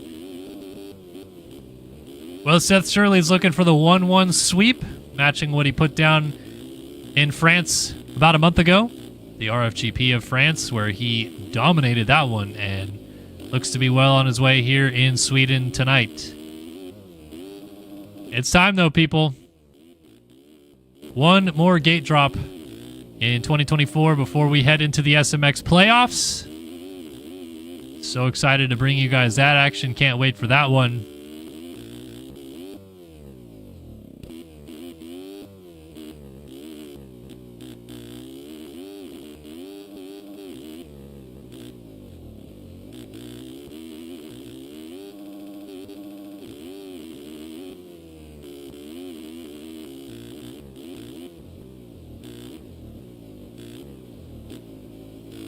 Pablo Vial looks pretty darn good right now, just cruising around on this warm-up lap.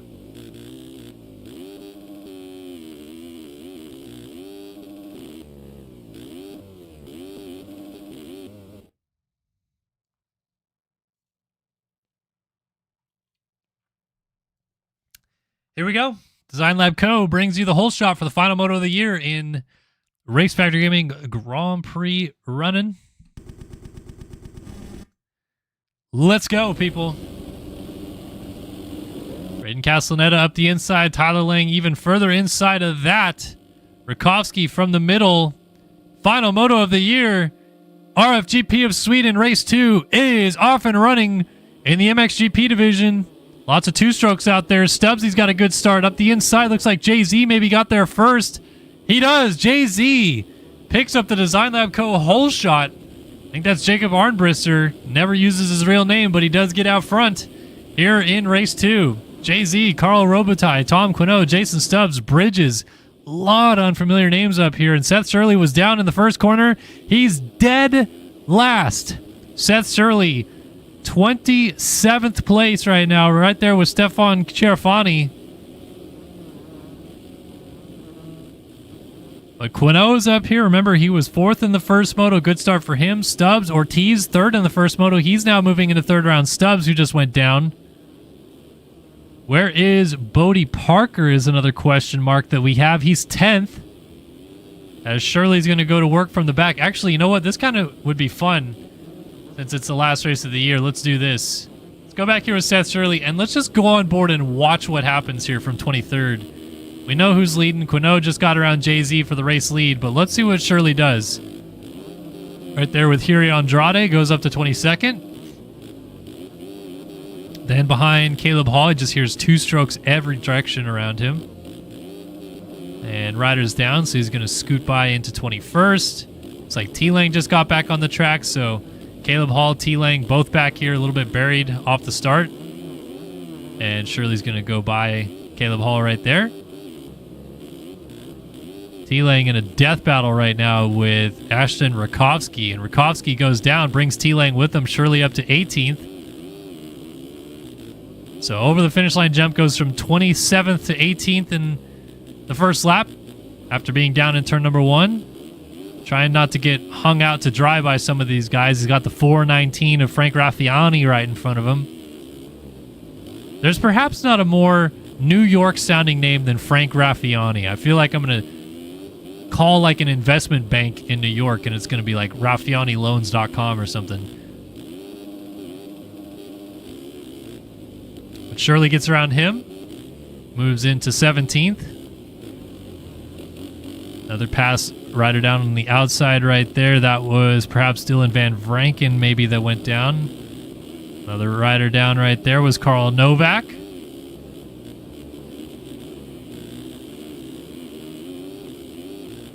It's up to 14th. Got Blake O'Brien right in front of him. Another rider going down on the outside. Another one coming from off track. So he's going to swoop to the outside to not get hung out. Almost touching tips there with Braden Castellaneta. They probably threw just some silly dualies right there. Up to 12th now. And next up for him is Reed Young. Like, this is just a cool perspective to watch, right? We know what's going on out front. Ortiz, Quinault, Robitaille, they're still in their positions. And if you can see the map in the upper right-hand corner of your screen, Ortiz has actually got a decent little lead going. But now we're up to 10th for Seth Shirley. Still right behind Blake O'Brien. Bridges, Ashton Moore, Pablo Vial just up ahead of them. Someone down on the start straight. That might actually be Pablo Vial. And everyone had to scoot wide, so Shirley read it like a book and cuts to the inside, gets 2 for 1 right there. Trying to follow Blake O'Brien through this inside to make a pass. They're trying to work around Ashton Moore on the 636 right there. Oh, Ashton Moore whipping it in Seth Shirley's face right there. And as soon as they can get clear of this little group here, there's a pretty big gap up to 5th. So 2 laps in, 27th to 8th, and now it's 27th to 7th. Seth Shirley has made 20 passes in the span of 4 minutes. And you've watched just about all of them, maybe 17 or so of them. And it still hasn't gotten Blake O'Brien. O'Brien's riding very well right now in 6th.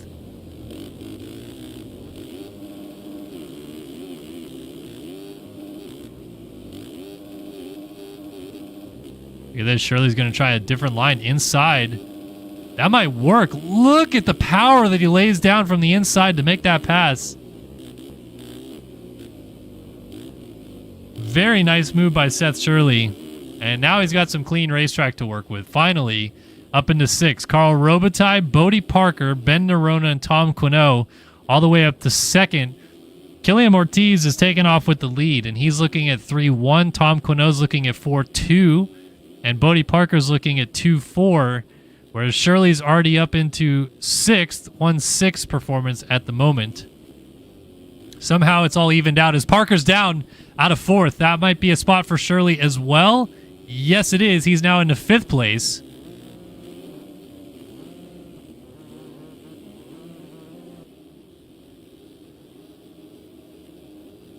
Pablo Vial is trying to go with Seth Shirley. He is that Panini Motorsports number 27 in the background, trying to shut the door on Bodie Parker. Parker having none of it, fighting right back. Woo! That was tight right there. They're still side by side over this tabletop, but it is going to be Vial who takes the advantage. So Shirley now up to 5th, trying to run down Carl Robitaille. The Yogi Nexus number 944 Honda. Looking straight up like a young Austin Bear out here. Nerona. Still right behind Tom Quinault. Woo, going for a bit of a ride coming down that hill.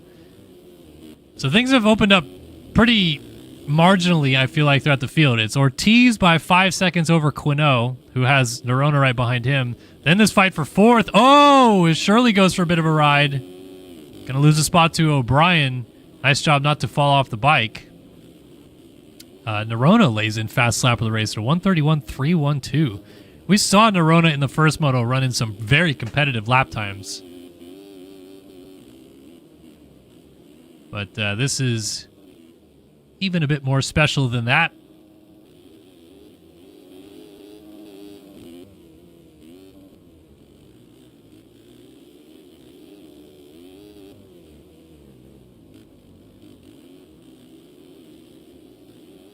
Trying to look at what his time was from the first moto.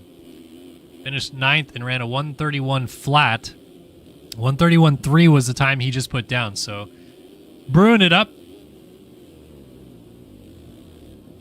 K-Rob, 7 years older than A-Bear. Well, point being is that the number of Austin Bear, similar, 944 for Carl Robitaille. Am I saying that correctly, by the way?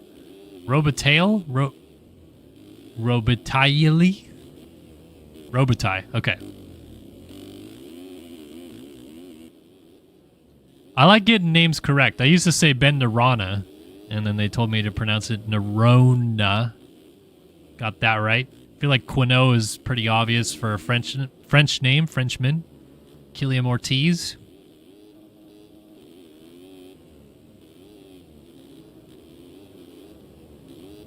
Carl Robitaille back to work. Oh, Seth Shirley just absolutely laid into the side of Blake O'Brien, who went down in front of him. I don't know who I just switched to that I was up the road looking at nobody. It's very odd. But let's go to this battle. Nerona working on Quinault, and they are reeling in Killiam Ortiz together. So the two of them... Dude, I know. I used to say Bodie Parker too, and then he corrected me and said it is Bodie, which honestly I should have known that in the first place. Like, I've seen that name written before, and I know it's not pronounced Bodie, but for some reason my mind just went dumb. Ooh, Nerona goes down. And I say Bodie Parker all the time. I figured Awood would take the cue from me to not say body, but he still always says body. I don't get it. I'll get him on the same page.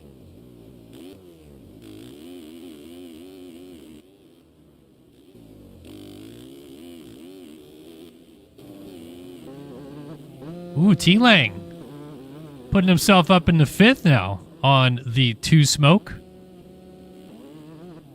The thing that sucks about the 2-stroke is I feel like Lang, Castellaneta, Caleb Hall, like they all are probably fast enough to run these things out front, but they get outstarted by all the 450s, so you're just kind of always screwed to come from a mid-pack start on these bikes.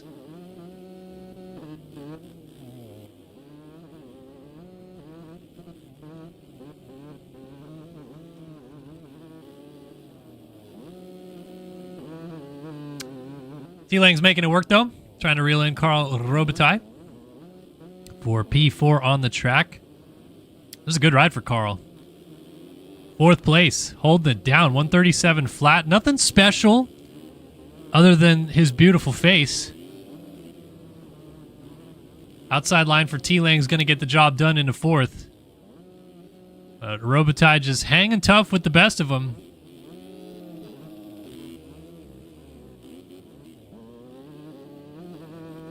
And now Lang going to set his sights forward. Try to go get Quinault. Looks like Quinault just went down. Yeah, so Ortiz still leads. Nerona is right there now. So these guys have not gotten away thanks to some untimely crashes because Nerona was right on these guys, crashed. And then it looks like Ortiz maybe crashed back to them. And Quinault crashed as well. So I don't know what's going on. It's just a crash fest galore up here. But now Nerona can start putting in the work to try to go get the race lead. Definitely has the speed to do it. Yeah, 141.5 out of Ortiz. And then Nerona lays in a 131.1, 141.3 out of Quinault. They're still pretty far ahead of everybody else. They got 16 seconds back to T-Lang. Shirley now into fifth. But this lead battle looks like it's going to start a brewing here pretty quickly.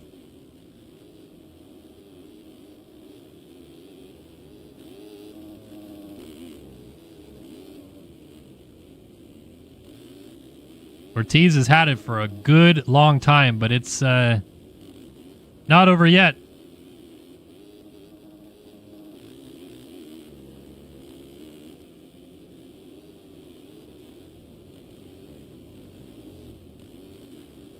Nerona outside line, going to turn to the inside here. Does he go for it? He thought about it. Backed out of the challenge. This is going to be a good fight for the win, though.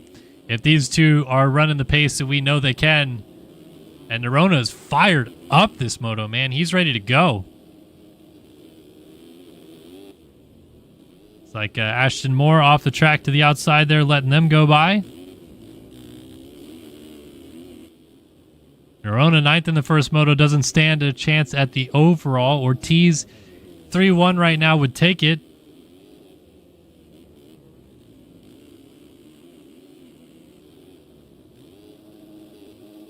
Up and over that finish line, jump down the straightaway past the mechanics area again.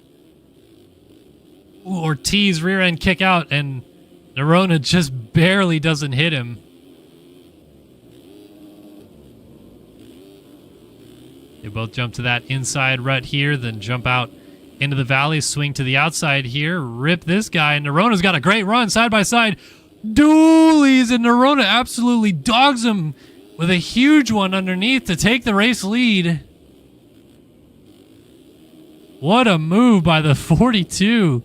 Phil Ski and Snowboard of Ben Nerona into the race lead. Now can Ortiz respond?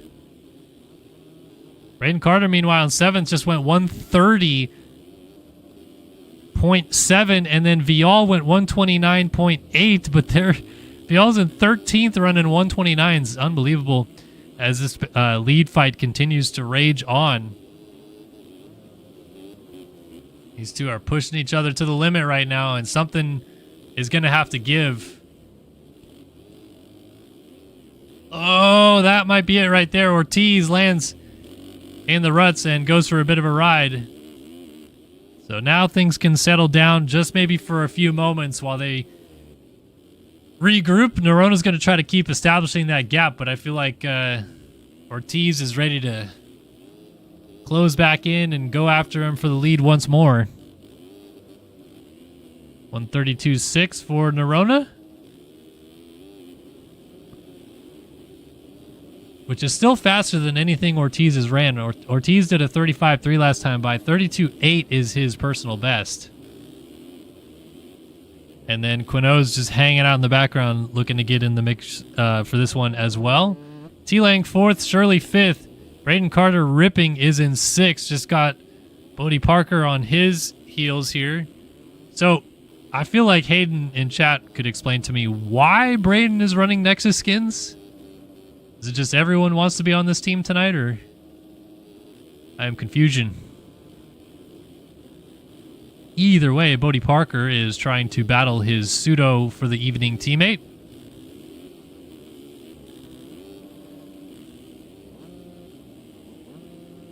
America, explain What do you mean is Arkansas? Why is this one not Arkansas?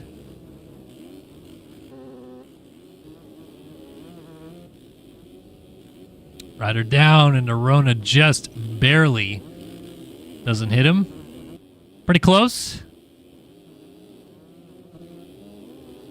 Halfway through this one, and Arona leads from Ortiz, Quino, Lang, Shirley, Carter, Parker, Castellaneta, Robitaille, and Vial inside of the top 10. O'Brien, Stubbs, Hall, Young, Jay-Z, Rakovsky, Bridges, Bear, Andrade, Scheffler in the points-paying positions. Bandarona. Feisty little bugger. Off and leading this thing to the tune of 3.5 seconds now. Pulling away from Killian Ortiz and taking no prisoners here. Starting to lap some pretty fast dudes here, though. And that'll be a bit tougher to negotiate as he scoots by Hiri Andrade. Next up, Austin Bear. Speaking of Austin Bear, there's a 94. And Arona's going to use this inside rut to scooch by him.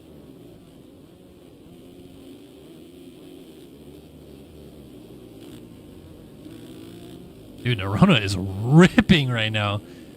This might be the fastest lap of the race. 129.8 was it. He's got to go a second and a half faster than his own best to do it, but this is a very good lap.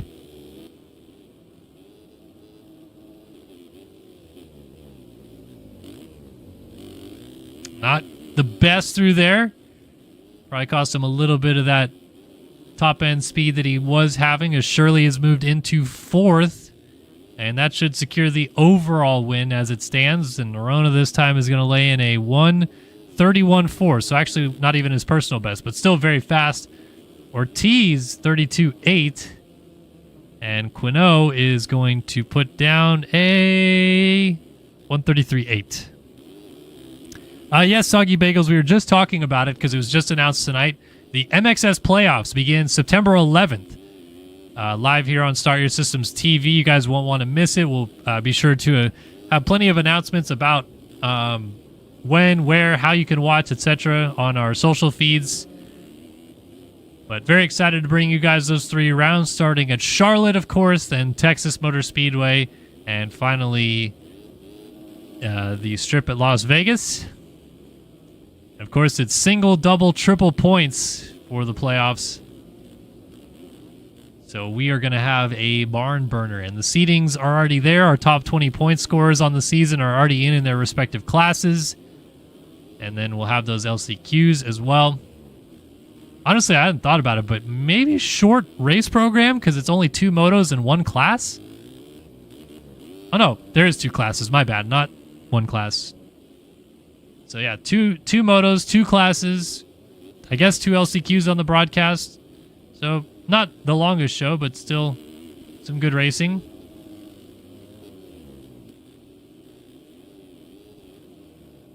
And we'll be excited to bring you guys that action. Like I said, September 11th, that will be not this coming Wednesday, but the Wednesday after that, the 11th, 18th, and 25th. Those 3 races will be ran in September.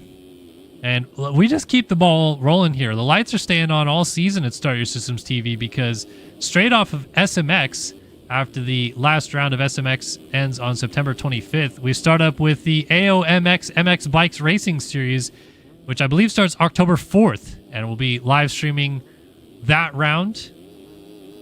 Very excited to bring you guys that coverage. Big thanks to our Dizzle, Talon, all the boys over there at AOMX for inviting me back to stream that series, and excited to bring that coverage beginning in October.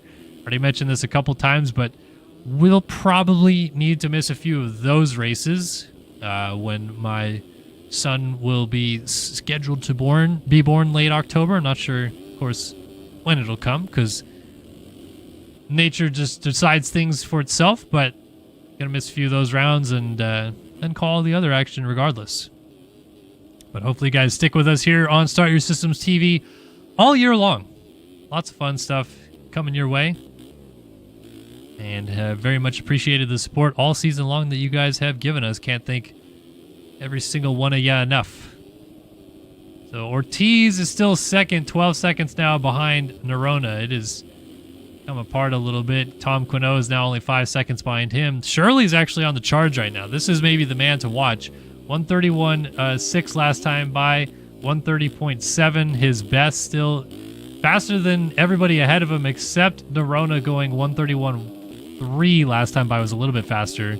But still a good shot that Shirley can get on the podium in this moto. As I said, he stands to win the overall as it runs right now because Killian Ortiz is looking at 3-2 scores to 1-4 for Seth Shirley. He goes 131 flat this time by. Oh, but he's ejecting through the front of the bike right there. That's not going to be good. He will likely get up still in fourth. Yes, he will.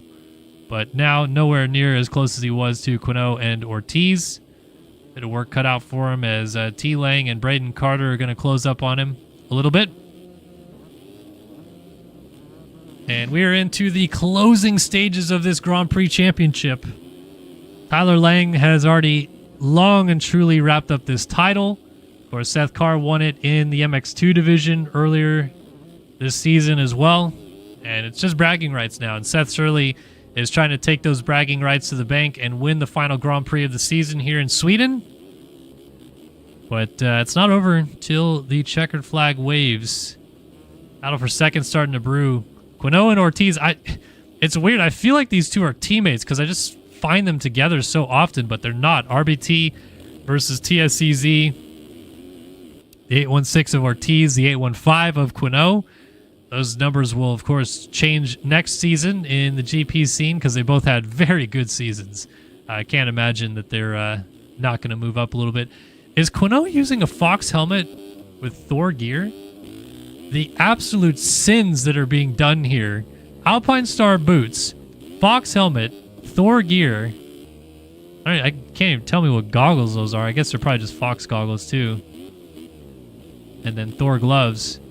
See, this is a man that's more put together. Fox head to toe, Fox goggles, Fox gloves. I mean, just you can't do that. Fox and Thor, you just can't, man. That's like putting Honda plastics on a Yamaha. It just doesn't work.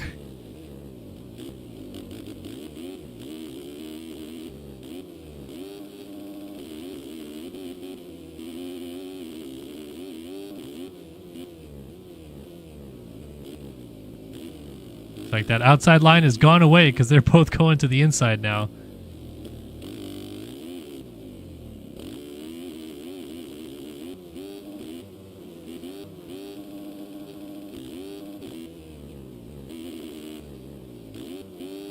That jump is so sick when that rut buries in deep enough that they can kind of use the embankment of the rut to whip down into the valley like that. Ooh, Quinault going for a bit of a ride there.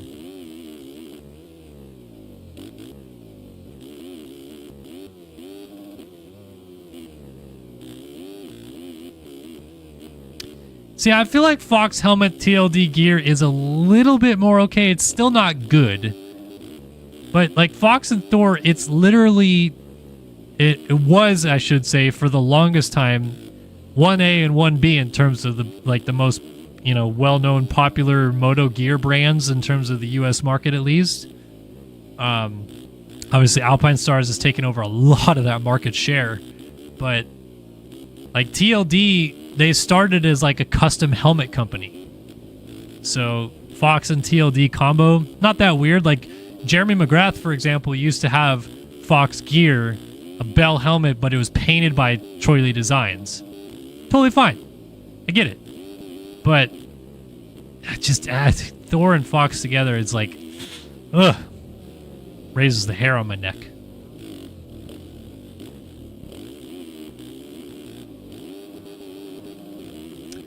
All right, Seth Shirley has caught the rear fender of Tom Quinault as they are slated to have a nice little fight here for third place. And Nerona must have went down because it's only 6 seconds now to Killian Ortiz as down went Tom Quinault. Shirley goes by. So Seth Shirley now into third, and that certainly solidifies his overall win. The only thing that could change it now is Ortiz catching and passing Nerona. which is not impossible. Tom Quino and T-Lang were just going at it for 4th, and then T-Lang found the ground.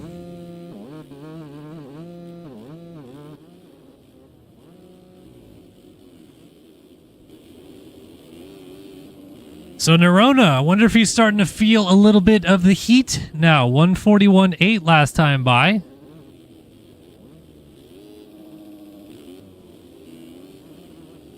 I don't know, Holtzy. I'm all over the place, man. My head is literally thumping right now. I don't know what day of the week it is. Y'all got me trying to stream on a holiday this year. But either way, congratulations on the win. My apologies on not remembering all that stuff.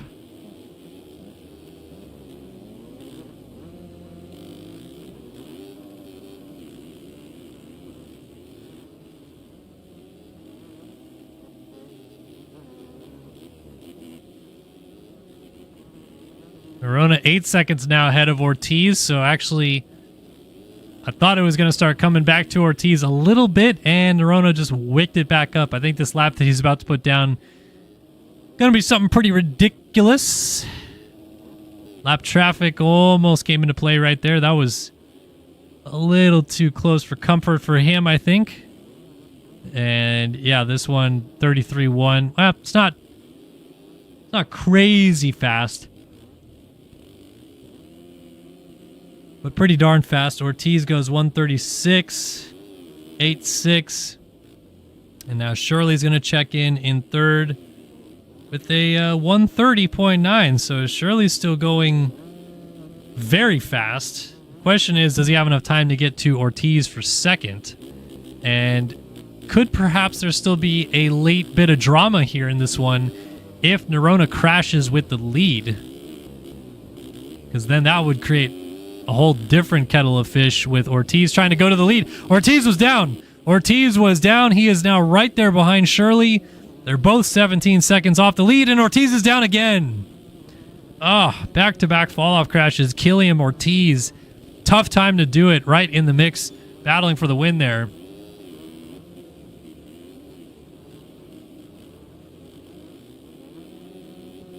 Frustrating sequence for the 8-1-6 ride. Goes from 8 seconds back to 26 seconds back in a hurry, and now, with 2 minutes and 2 laps left to go on this season, the only real question that remains is how many more laps are we going to have? Nerona is going to check in with probably 145-ish on the clock still. Yeah, let's see. 146. 146 left on the clock. So as long as he doesn't crash, we're going to have 4 to go. Honestly, even if he does crash, we might still have 4 to go. So we'll see here.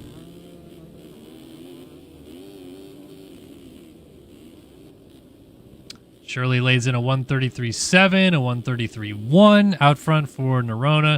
Of course, Shirley's looking at a 1-2 performance today. Nerona 9-1, not a factor for the overall. More lap traffic. That is Hiri Andrade again. This time he is going 2 laps down. Nerona scoots by him. I feel like Nerona's still pushing, man. I don't feel like he's laying over at all. Trying to go out with a bang with this moto win. Even though he's got a pretty comfortable lead, doesn't seem like he wants to slow down anytime soon. So we're coming down to, we got 30 seconds on the clock now. And yeah, time is not going to expire this time through. He is going to have 3 laps to go this time by. As it comes in, just a little wayward right there. Ended up with 12 seconds still on the clock when he crossed. So now it's 3 to go. Shirley 16 seconds back. Ortiz, Lang now 4th. Quino's drifted back to 5th. Carter 6th. Parker 7th. Castellaneta 8th. Vial 9th. And O'Brien 10th just got lapped. As Hiri Andrade, goes down. Whoa, Bodie Parker comes jumping back on the track in front of Castellaneta. Castellaneta is going to get a great run up alongside of him. They're side by side into this jump right here. And Parker lays it over in front of him to make the pass. Not over yet, though. Castellaneta is trying to get that power planted, coming down the hill, revving this two-stroke for everything it's worth.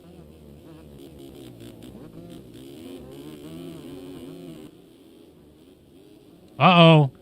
Wait a minute. I don't want to switch away from this battle because this is a good one, but we might have to go up to the front in a minute because Nerona went down. It's only 5.8 seconds. Back to Seth Shirley. Yeah, Parker looks like he's got a bit of breathing room here. Nerona running into some late troubles here, and not getting the 2-lap board last time by could prove costly because he's still going to have 2 more laps to go after he crosses the line this time by, and Shirley's starting to reel this thing in. 34.3 versus a 31.7 last time by. It's now 4.4 seconds between the two of them. And Nerona's making some mistakes.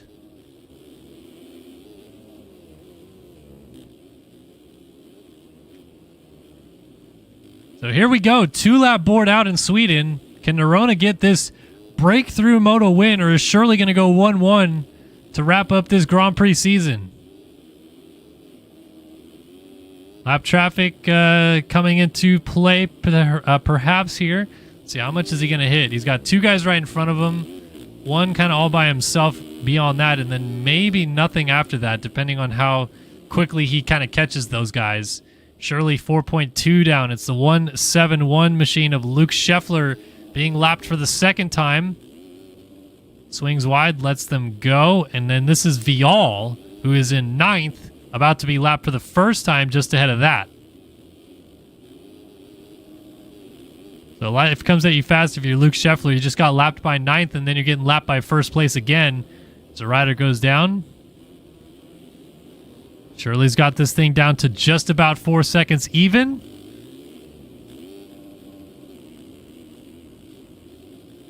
And Vial is not heating way just yet to Nerona. Doesn't want to impede, I don't think, but also isn't in a position where he's too close yet to really just jump out of the main line and let him go. Still 4.1 back to Seth Shirley. And Nerona has been able to stabilize it a little bit, but he's still got 1 more lap to make this thing happen.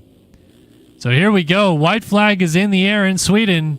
Ben Nerona is trying to win this moto. Can he bring it all the way home as Shirley still lurks in the background? Oh, Nerona sliding into turn 1, goes over a tough block. And now Shirley can smell some blood in the water. That's the gap between the two of them. He only ended up losing a few tenths, but the heart rate probably spiked a little bit, feeling that front end slide out from underneath him. And this track is going to be at its worst right now with the bumps and the choppiness. Straight up not having a good time trying to keep this thing together for 1 more lap. 3.7 the gap. Now back out to 4. Nerona keeps yo-yoing, going fast and then making mistakes and then going fast again. Whoa, jeez. And you step a wheel off the track like that through the braking bumps, it's never a fun time coming back on. Few corners left to go. 1 more lapper, I think, still standing in his way as he launches down the hill. Jumps up to this inside. Still defending the inside here. Those riders are down in front of him. He has to swing way out here. Lap traffic still in the way. Shirley had to take evasive maneuvers as well. 2 turns to go. Got to survive this final corner. How about this for the final moto of the year? Ben Nerona breaks through and wins MXGP Race 2 in Sweden. But it's not going to be enough to win the Grand Prix. Instead, it'll be this man to end the year on top. Seth Shirley goes 1-2 to win the RFGP of Sweden. The final race of 2024. Tyler Lang gets all the way to 3rd in this moto. 5-3 on the day for him. Ortiz drifts back to 4th. just ahead of his old buddy here, Tom Quinault. They were up front for so long, and they end up 4-5 in this one. Castellaneta versus Carter for 6. This will come down to the flag. Carter does not want to lose to a 2-stroke. You can just bet your bottom dollar on that. Let's see what happens here. Castellaneta defensive on the inside. Carter's going to try to rip the rut. Doesn't get it very clean. Gets swapped sideways. Castellaneta's got the defensive inside line, and he's got him. Castellaneta takes it to Brayton Carter. Carter has to settle for 7th. Bodie Parker, 2nd in the first moto. He's going to get 8th in this one because he's the last guy on the lead lap. O'Brien, Hall, Robitaille, Stubbs, Rakowski, Bear, Young, Bridges, Jay-Z, Vial, Scheffler, and Jack Smith gets a point in this one. Only the top 8 stayed on the lead lap. And what a hell of a ride for this man, Ben Nerona, to get a moto win. And I'm sure that one feels so damn good. Same can be said for Seth Shirley. He's probably very, very stoked to walk out of here as a Grand Prix winner to end the season. Good way to roll into SMX as well with a dub. And we're just going to wait on those penalties to roll in. Just make sure everything is squeaky clean. And then wrap things up for 2024 on the season. One more rider still to finish. There we go. Penalties are in. Top 10 stays the same.